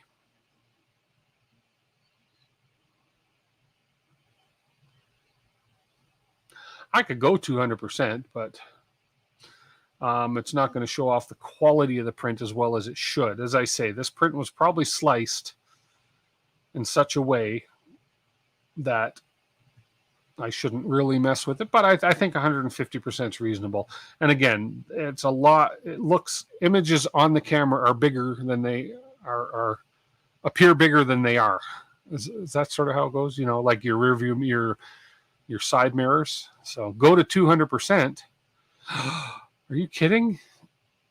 Well, I could try it. Yeah. I'll be doing more test prints on this. I'll be slicing my own prints and trying it too. Okay.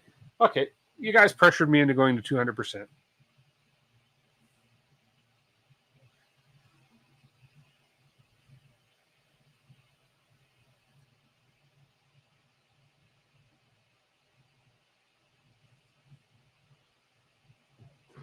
There we go. 200%. Okay, let's see what happens. We have the fan on it, so could be okay. Whoops. Don't fall down, fan. There we go. So yeah, I'll show you. We have this fan coming in, nice flow in there to help cool that off as it goes. There we go. Too much is never enough. Engage ludicrous speed. Isn't that on the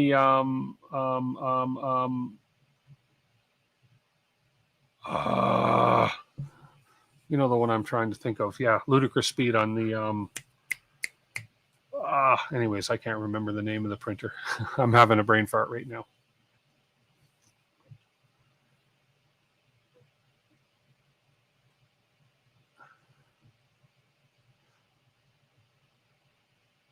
No, not the Prusa. The Bamboo. Thank you. The Bamboo Labs X1. Apparently it's called ludicrous speed, which is what? Just 200% speed. Tesla. This is when the spool holder drops to the floor. Yeah. Yanks it. Yeah. I'm surprised those the rollers on the spool holder, they got to be crappy bearings because they're not rolling too smoothly. But as I say, it does the job. It's not bad, but I prefer to have a spool holder that's a little higher up so that the filament, number one, you're not bending like this one here. The filament you can kind of see is being bent over. I've seen some people have put a piece of PTFE up here to run the filament through, but I'd rather have that spool holder up top here. So, yeah. But otherwise, I have no complaints about this little printer otherwise. I mean, just those few minor things, but for the price, you can't beat it. So, is anyone hearing much since the Bamboos are arriving at users' homes? I have not. No. It is looking good for 200%, isn't it? It's not bad. And as I say, it's camera angle is a lot to do with print quality. You can hold almost any print. Well, I'm not going to say this, and people are going to have different opinions, but you can take any print like this one I have here of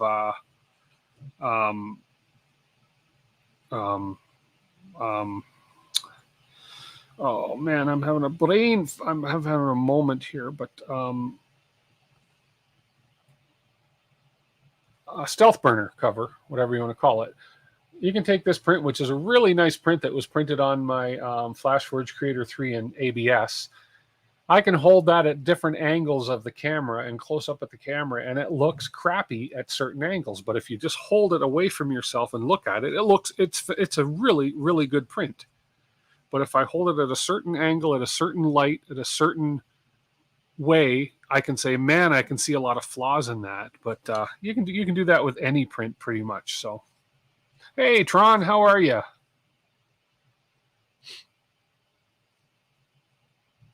Yeah, we'll leave it at 200% to finish the print, and we'll see what we do here. And we may as well finish the print. As I say, my express portion is done. Other than speeding up this video and showing this print going, I will be cutting out a lot of this end stuff. It'll all be zipped by. There won't be any chat showing. Toy.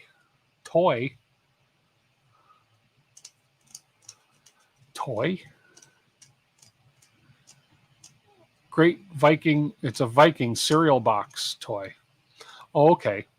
It was. It's got the little opening on the bottom that you could plop it onto a extruder motor shaft. So, yeah.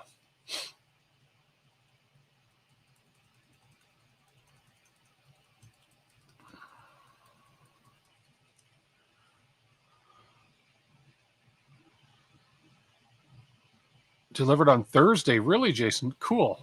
I'm a little jealous of the people that got that, but I want to see. I didn't do the Kickstarter. I want to see how these things work 6 months, a year from now. I want to see. I just want to see. I'm just playing a wait and see. Okay, 3D Experiments, thank you so much for being here. I appreciate that. You have a wonderful night, and probably see you tomorrow on my Voron 2.4 build. Take care. Is this the same as the other Kingroon? This is my other Kingroon I had that I had done all the upgrades and so forth to was a version 1. This is a 3.0, version 3. This came standard with the Titan style extruder, Titan style hot end. So this is just a little bit different. It's the newest version. So,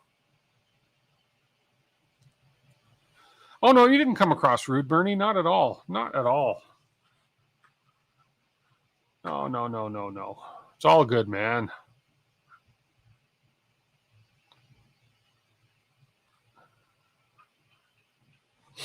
No. I can read things in the chat and no, everything's all good. It's looking not bad. Mr. Viking. Let me see what it looks like in real person, like in real life. Hang on. Let's see. Oh, it looks good. See the backside. Oh, that's a good looking print. Considering I'm going 200%, that looks really good. So anybody that joined, if you're looking for one of these printers, if you're interested, there is a link down below in the description which will get you to the printer. And if you use the coupon code DWIT3D at checkout, you will get 10% off. 10% off of $179 is $17.90 off. So you're looking around $160, $165. Not a bad price for a little guy like this. So not bad at all.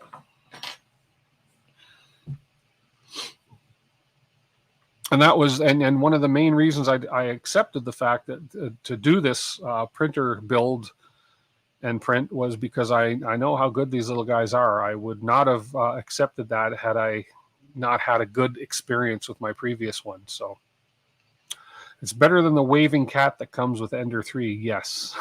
Yes.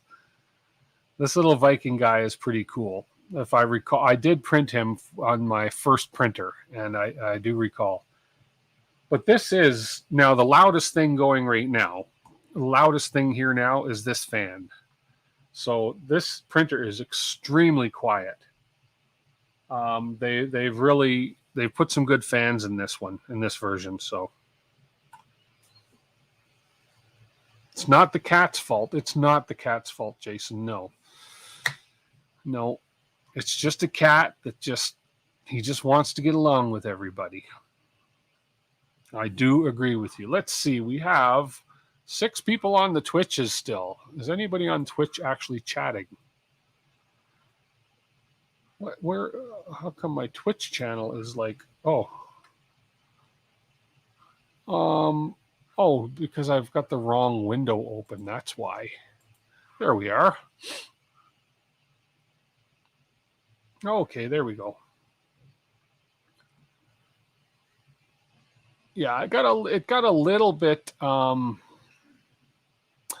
print looked like it got a little bit messy after we sped it up there.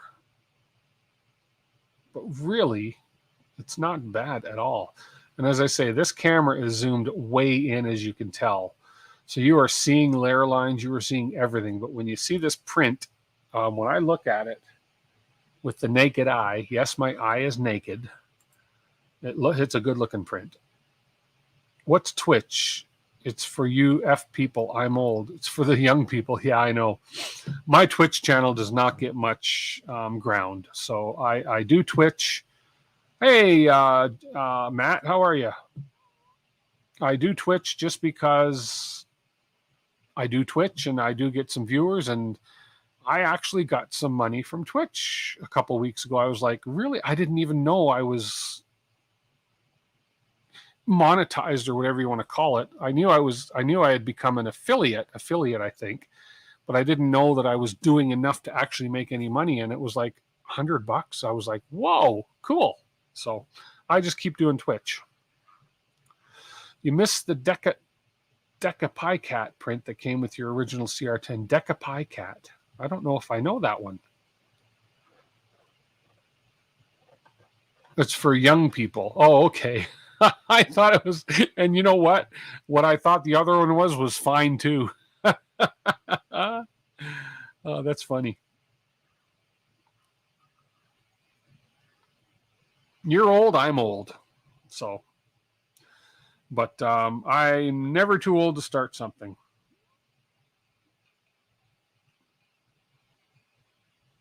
Let's see. Yeah, we still got, yeah, we're going on this. What are we, 40% of the way now?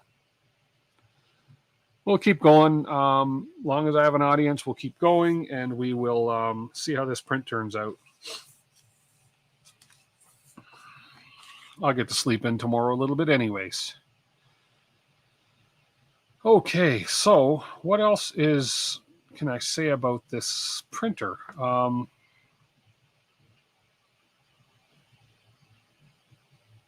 Yeah, no, it's I have nothing bad to say about it. I mean, I can criticize the spool holder, I can criticize the build plate, but hey, as I say, the build plate's fine. As long as you don't damage it, you're good, because once you damage these build plates, they're done. Let's see. If I go back. Now, Kingroon also has, which I'm looking to, I'm hoping I'm going to get one eventually, but they also have, let me just find it here. They have the KP5L. Okay, so they have a KP5L version of their printer. It looks really interesting. I don't know. Let me just switch screens here for a minute. Got to be, you're 70. Wow. So there is their KP5L printer. Okay. I don't know. Like, that's an interesting kind of rail they have there. It doesn't look like it's linear, but it looks like it's almost like a bar. I don't know. I haven't really looked much into this, but it's got a much bigger build volume. They've actually got the display on an angle there. They've got a dual Z lead screws. Looks like it's a nice quick build again. Okay. Let's see. It is, what size is it? 300 by 300 by 330. Okay. Titan direct extruder. So it looks like it's the same extruder that's on this printer, which it is for sure. Double axis linear rail. Okay, double axis linear rails for X, Y, and Z. Okay, although Z are, yeah, double axis linear rails. Okay, cool. Filament detection sensor, all metal frame design, and a double gear feeding system. So it looks like an interesting little printer. I'm looking forward. Hopefully I can get to try this printer someday. So we'll see. But yeah, so that's their larger version. And if it's as good as if it's as good as this little guy, then that's another good printer for a really good price. So it is weird the way they mount the X-axis motor on that, isn't it? Yeah. But hey, you know. Hello from the Twitch side of things. Pinol Joe. Hello, Pinol Joe. Hello. It's got to be lonely over there in the chat. And Matt's over in Twitch, so you and Matt are in Twitch. I see that there are 8 people on Twitch now and 20 people on YouTube. So awesome. I appreciate all you guys being here. It is a good price with dual Z rods, isn't it? $299. I mean, not bad at all. So I'm going to be talking to them about that. I would love to show that one off as well, but we'll see. Could not find the original CR10S card with that file on it. Decapi Cat. Cool. Pinol Joe, aka Joe Velasco. Oh, you're over on Joe. Oh, okay. Everybody uses different names on Twitch, and I get confused. Pinhole Joe. Pinol Joe is in Twitch. Oh, now you're in both places. Wow. Creality posts all the original files. A fake. Interesting.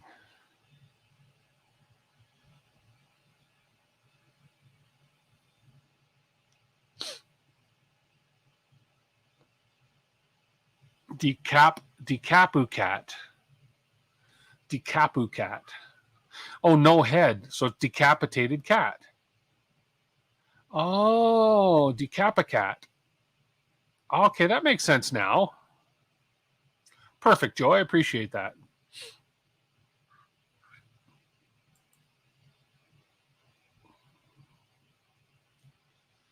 Man, that close-up on Twitch makes the print look awful, but there is a texture to this surface too, so it's a Viking after all, so there's textures to it, so it's not like it's not meant to be textured. So that it's a Viking, if I'm not mistaken. I don't know if he has horns. I don't remember. The sample print was the Lucky Cat, but there was an error in the file when they duplicated the SD cards and printed with a gap. So the head wasn't connected. Oh my God. Wow. So Decapicat. That's pretty funny. Okay, I'm just going to have a look through this manual. I did everything the manual said. And they actually have, they do include a version of Cura on the micro SD card. I am not going to use Cura. I am sorry, Kingroon. I will not use Cura. I will find some profiles for Prusa Slicer. But that's okay. Although, you know, they've configured all the, it says Kingroon has configured all the parameters. You can save directly to SD card. If you experience printing problems after changing the settings, please contact Kinglong customer service. We'll solve the problem for you as soon as possible. You can also join the Facebook discussion group. Yes. And there's always on those Facebook groups, there's always people creating profiles for these printers. So, yeah.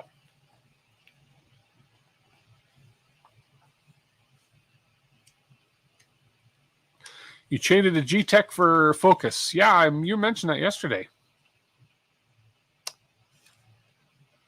Of Decapicats. People had posted. Very cool.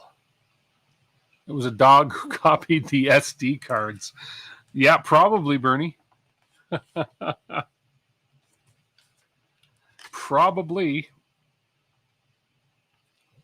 Okay, so this does have, and I should have mentioned this earlier, but I will mention it anyways. When I do my final video, I'll be putting some text over top. It does have thermal runaway. It does have thermal runaway. It does have power resume. Okay. And what else can I figure out about this? But yeah, again, it is a packed little printer for the price. It is not bad.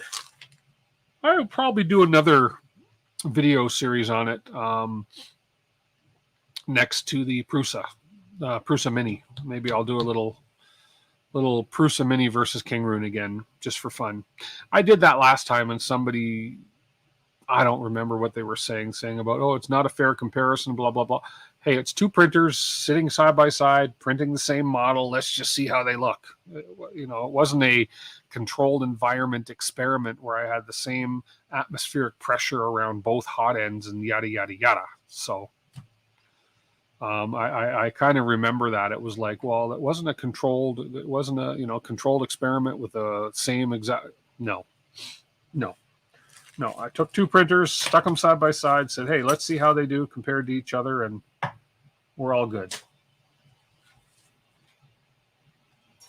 Move along, nothing to see here. There we go.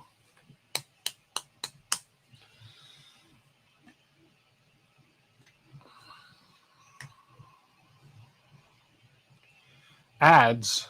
Are there ads on Twitch? Oh, I don't know. Apparently, I can turn ads off or limit them or something. I've got to figure out how to. I need to figure out how to control those ads and stuff on Twitch. I'm going to zoom this camera out a little bit. Oh, it's actually almost falling over.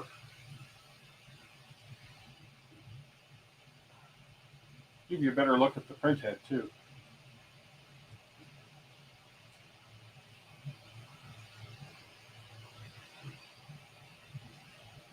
Hard to focus from this distance.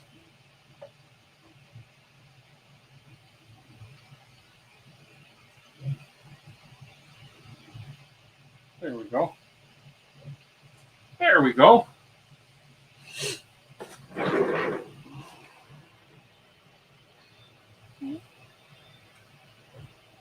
Oh, they have ads unless you're subbed, so there's nothing I can do about it. Yeah, okay. Oh, well. Is what it is. Maybe that's how I made my $100 that couple weeks ago, was just from the ad revenue from people watching my live streams. I assume that's how it works.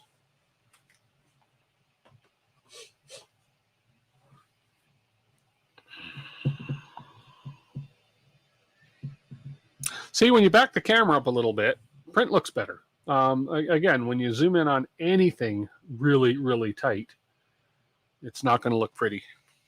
Like my face, for one, you know. Oh yeah, that's a good looking print. I like that. The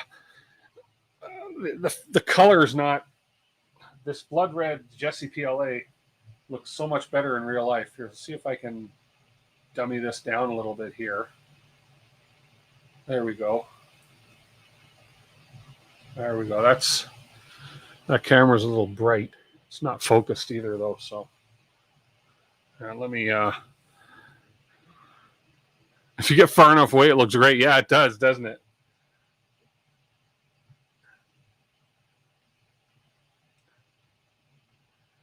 Keep in mind, I am running twice the speed that this test file was meant to print at. So, see you, Maker Viking. Have a good one. Thanks for popping in. I appreciate it so much. YouTube's pay one price for no ads. Yep, I agree. I'm a YouTube Prime member, or whatever you call it. Although I'm not signed in for some reason on YouTube right now.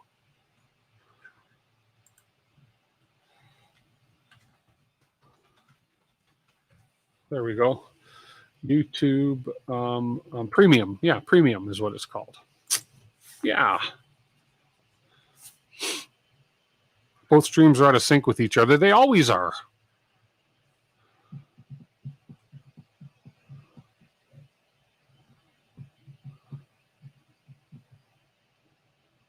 The blood of your enemies looks very nice. The filament. Yeah, this is called yeah, this is blood red. Blood red light glitter. So, yeah, a glitter filament. It is brighter than real life. Yeah, it's Yeah. See if I can dark it down a bit more. No. Yeah, it's that filament is much deeper blood red when you look at it in real life. The camera's not doing it any justice. I wonder if this camera, let me see if this camera is any better. Shows the color any better. I don't have a stand for this camera yet. No, but this is the filament right here. Yeah, even that camera makes it look brighter red than it really is. Yeah.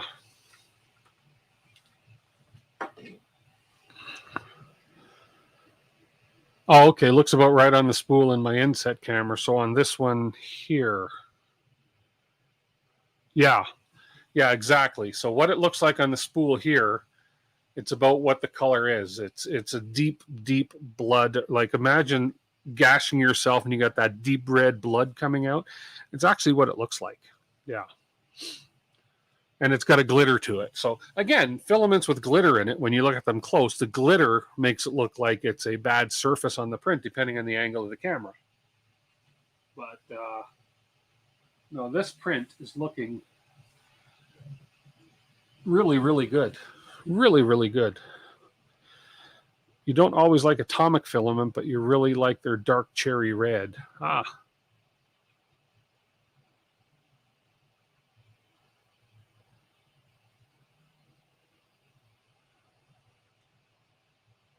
Cool. Decapicat. You have to send me that or post it somewhere. I wouldn't mind printing one. I don't think I've ever seen it. Hey, local maker MI, how are you? Thanks for coming by.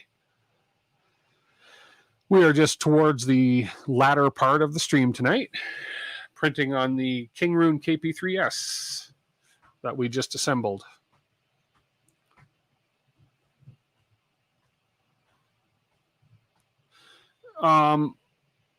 So you're concerned about posting a Creality print file on another site like printables? Yeah, because Creality would never ever post other people's print files on their Creality cloud, would they?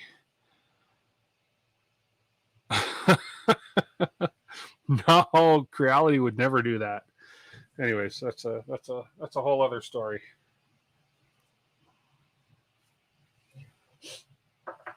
I wouldn't think twice about it, to be honest with you. I would not think twice about it.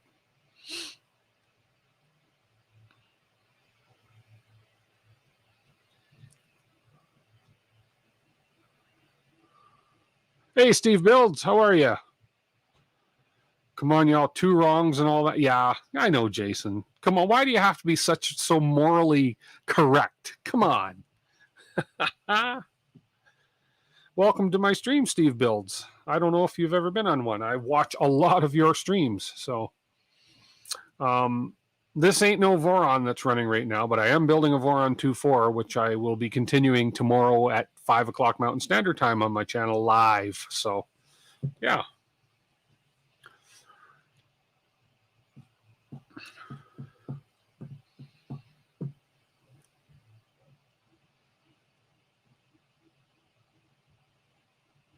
It is right now on the floor. I don't even know if you can see it if I switch to this camera. Yeah, you can't really see it. It's being blocked. But if I switch to this camera, you can see right there. I moved it down to the floor for tonight's stream, but it is there. Got some good parts going for it. So you don't want to get pulled into Creality's file problems. No, of course. Yeah, that's a good idea. You can link the file. Yeah. I don't think there's any problem with sharing the file with other people because it's a public file, came with one of the printers. But yeah, you're right. And Jason's right too. 2 wrongs, et cetera, et cetera. You don't want to stoop to any levels. So no, I completely agree with that. So remind you of the specs of this printer. This printer that is printing right now is, switch to this camera too. So this is the Kingroon KP3S. It is 180 by 180 millimeters in print volume. It has a direct drive Titan clone type extruder. It has TMC 2209 silent stepper drivers in it. It's a very quiet printer. What else can I tell you about? It's got assisted leveling, so basically you can tell it to move your nozzle to 5 points on your bed for doing your leveling with your screws. It's got a decent print quality. It's got a 3.5-inch touchscreen on the side, which is a very responsive touchscreen. That is printed solid Jesse filament. It is the blood red light glitter filament. So blood red glitter. Yeah. It doesn't look as blood red as it should. What you see on the spool right here is really about what it looks like accuracy wise. So that's kind of what it should look like. But the cameras, sometimes it's really hard to get the actual color right on the cameras unless you've got a really, really good camera. I mean, and well, this camera right here that you're looking at now is a Sony A5100, which is a decent camera, but it's all about the lighting and everything too. So it is a long print time. I would say that I'm running at 200% right now, though, so it could have been longer. So right now, we're at 86%. So we got maybe another 15, 20 minutes. We're at 86%. Had I not boosted the speed, we'd probably be what? And 200% is not going to finish it twice as fast because, of course, we know the perimeters, infill, et cetera, et cetera. So you're not going to get 200% on everything necessarily because some things are maxed out at certain speeds in the slicer, depending on how they slice this file. But it's probably a long way ahead if I compared to if I had not sped it up. So, yeah. So anybody, if you are on here now, and I'm going to give myself a little self-promo here now because I can, come and see tomorrow night. We are going to continue building on the Voron 2.4. It's the LDO kit tomorrow night. We're at the point now where we have built the Clockwork 2. Okay. We've built the Clockwork 2. We have the Voron Revo hot end all ready to go. We have the God, I have several versions of this. I found, and I hope it doesn't happen again, the Stealth Burner, I found on these little tabs on the end here are extremely, extremely prone to breaking. Got to be careful with those as well as the little spring ones inside that are going to hold the fans in. But I ended up gluing that one. And the glue side is really difficult to break now. And I might just use this one because you won't even see the glue when it's on the printer, but we'll see. But I printed like 6 of these because I kept breaking the parts inside. But anyways, they're fine now. They're strong, but I just got to be careful on those tabs. But anyway, so we have those parts ready.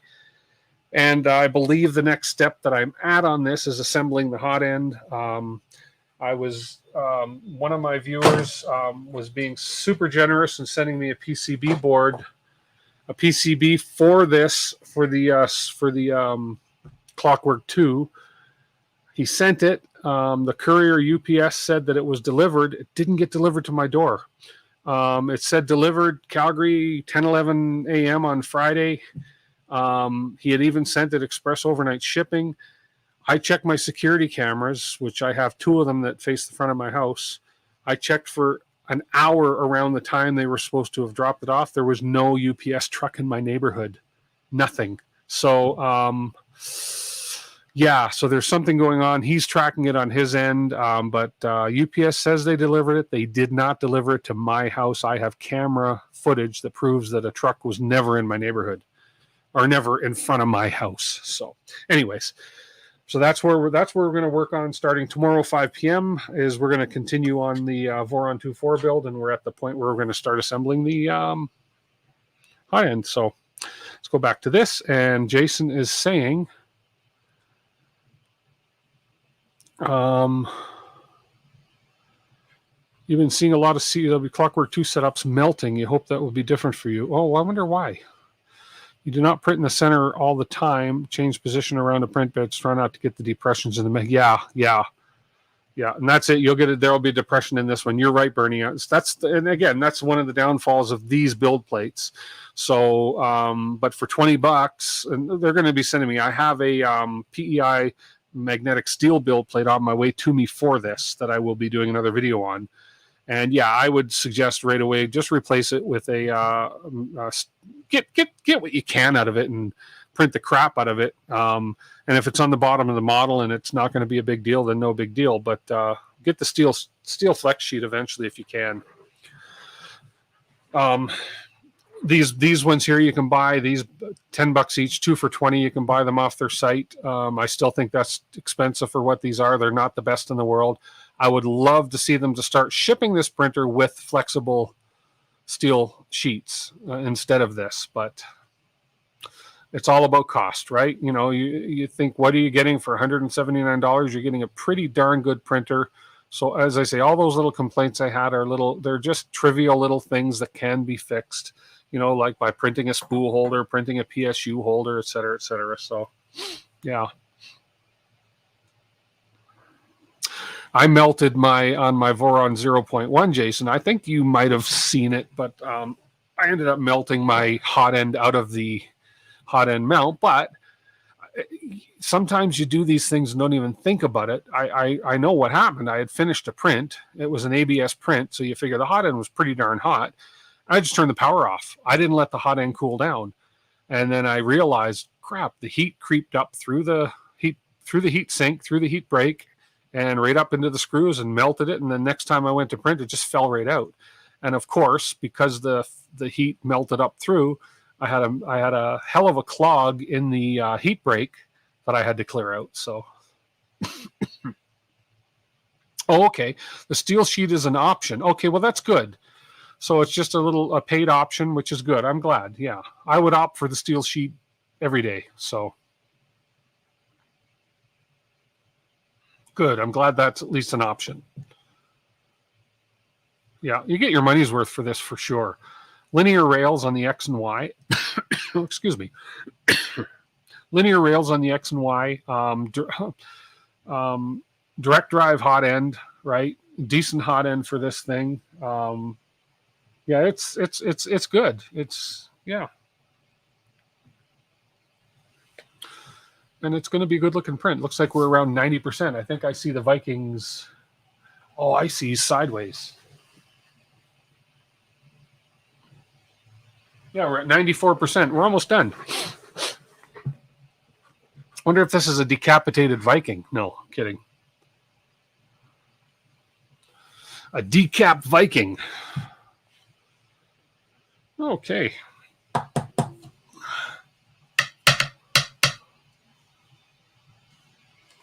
Yes, when you buy on their site using my code. So if you're interested in this printer at all, know anybody that is, down below there's a link. And if you use the code DWIT3D, you get 10% off. I don't know if they do free shipping. That's one thing I didn't check. Let's just have a look and see. Boom, boom, $179 US, which is not bad. And they have warehouses all over the world. They have warehouses, US, European warehouse. They have a Canada warehouse, a United Kingdom warehouse, Australia, Brazil, Russia, Mexico, South Korea, China, United Arab Emirates, Chile, Bahrain, New Zealand. Oh, they have a lot of warehouses. And you can buy, you can even get tempered glass as an option. I see that, Mike. Okay, so you can get a PEI 180 or you can get a tempered glass. So a lot of people like printing on glass, so that's an option too. And you can get a touch sensor, spare touch sensor. Very cool. So there's a lot of ways you can configure this thing. Okay, Mike, thank you so much. Yeah, that's right. You're east. Yeah, okay, 11 o'clock. Thank you so much. I appreciate you being here tonight, and you have a great sleep. Hopefully I'll see you on my stream tomorrow night. For just $1,000 more, you can build a V-Minion. Jason, I laugh, but I would love to build a V-Minion. Mr. Viking's got a head going on now.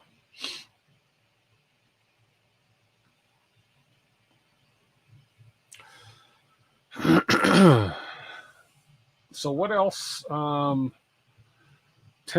US for 1 kilogram of filament as well. Wow.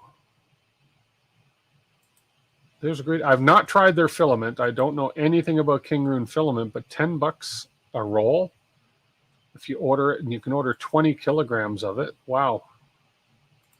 I guess you save shipping. I mean, take advantage of it. But I know nothing about their filament, so I have not tried their filament yet. Maybe in the future I will. I've not tried Polymaker filament yet. I mean, I seem to be missing out on really good filament by not having tried Polymaker. So, someday.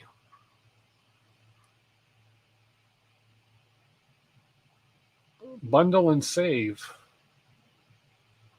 Okay, let's see. So if we ship from the Canadian warehouse to me, it's $10 more from Canada warehouse because I see. Okay, so different countries, and they actually have the price here for different countries because I'm sure there's different different fees and stuff for selling in different countries. Interesting. It costs more. No, well, that makes sense. Depends where you're shipping to. Yeah. Yeah.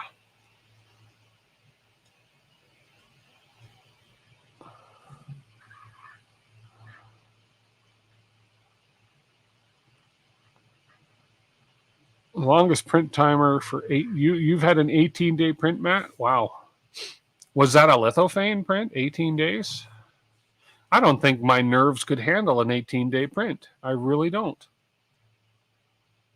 I think the Viking's almost done. I think he's got a flat head, if I'm not mistaken.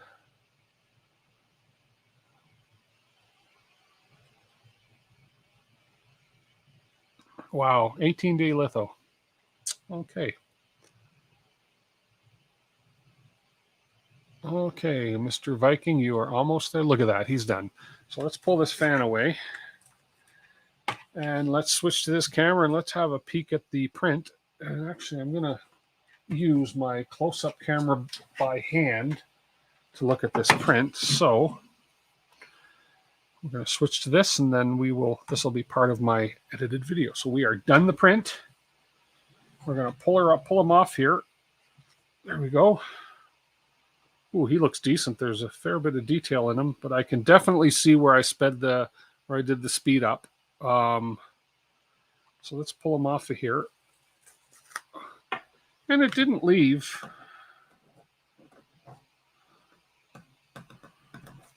So if I just clean that bed off a bit. So when you do have decent first layer, so let me show you this. So on the close-up, so there's not much. I mean, the bed, it came off very clean. Again, that's by, you have a good first layer. You're not getting too much squish. You can see a little bit of a tiny bit of a mark where he came off, but not much. I mean, still in good shape. And the bottom layer on this guy is, it could have been maybe a little bit closer, but it's not bad. But let's have a look at him. So there we are.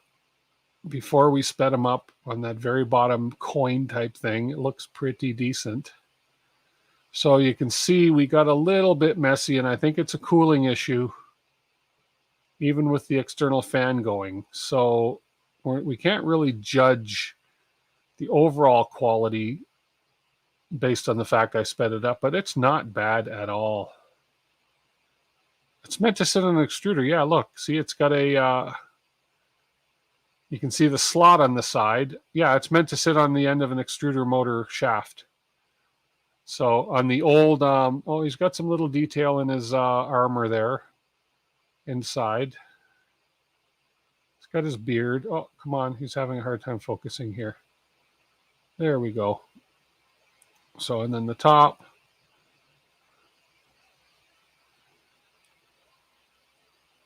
So this is pretty good.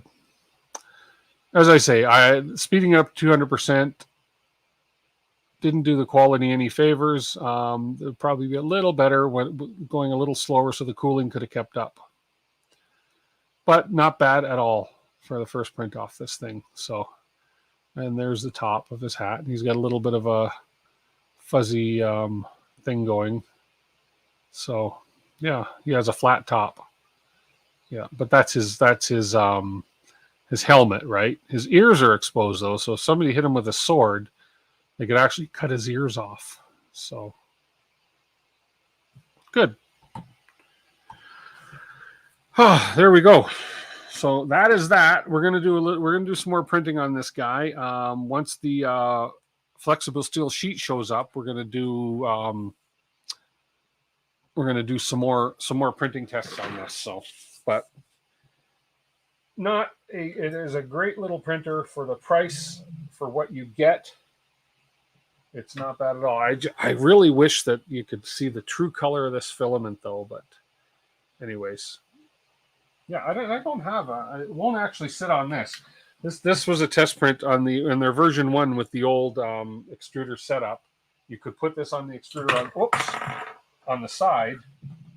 The extruder motor was on the side, and he would turn along with the extruder. It was kind of cute. So, but maybe I'll throw him on the rat rig or something, or throw him on a Voron. I don't know. We'll see what I can do. But anyway, so that's it for my stream tonight, guys. Thank you everybody who's watched and everybody who's joined in on the stream. Much appreciated. Again, if you want this printer, it is down in the description, a link to it, and you'll get 10% off using the code that is provided in the link, which is DWIT3D. So I'm going to do a few of these modifications to it. We're going to put this spool holder on top. Just the spool holder on top, the power supply unit we're going to put in this holder, and then just this little cover that goes on the side to make it easier to insert the micro SD card. It's the only modifications I'm going to do to this thing. And then when I get the flexible steel sheet, I'm going to do another one of my Express Live videos with a print like that, and we will see what we can come up with, and we'll try and print something interesting from it. So I'm going to go to this camera now, and I'm going to say goodnight to everybody. I appreciate everybody that hung out tonight, and if you haven't subscribed to me on YouTube, please go ahead and hit that subscribe button. Follow me on Twitch. That's all free, and I appreciate everybody who's been here and who is here tonight. So I will catch everybody a little bit later. You guys have a great evening and a great day tomorrow, and I'll see most of you guys on my stream tomorrow night. Take care for now. Bye.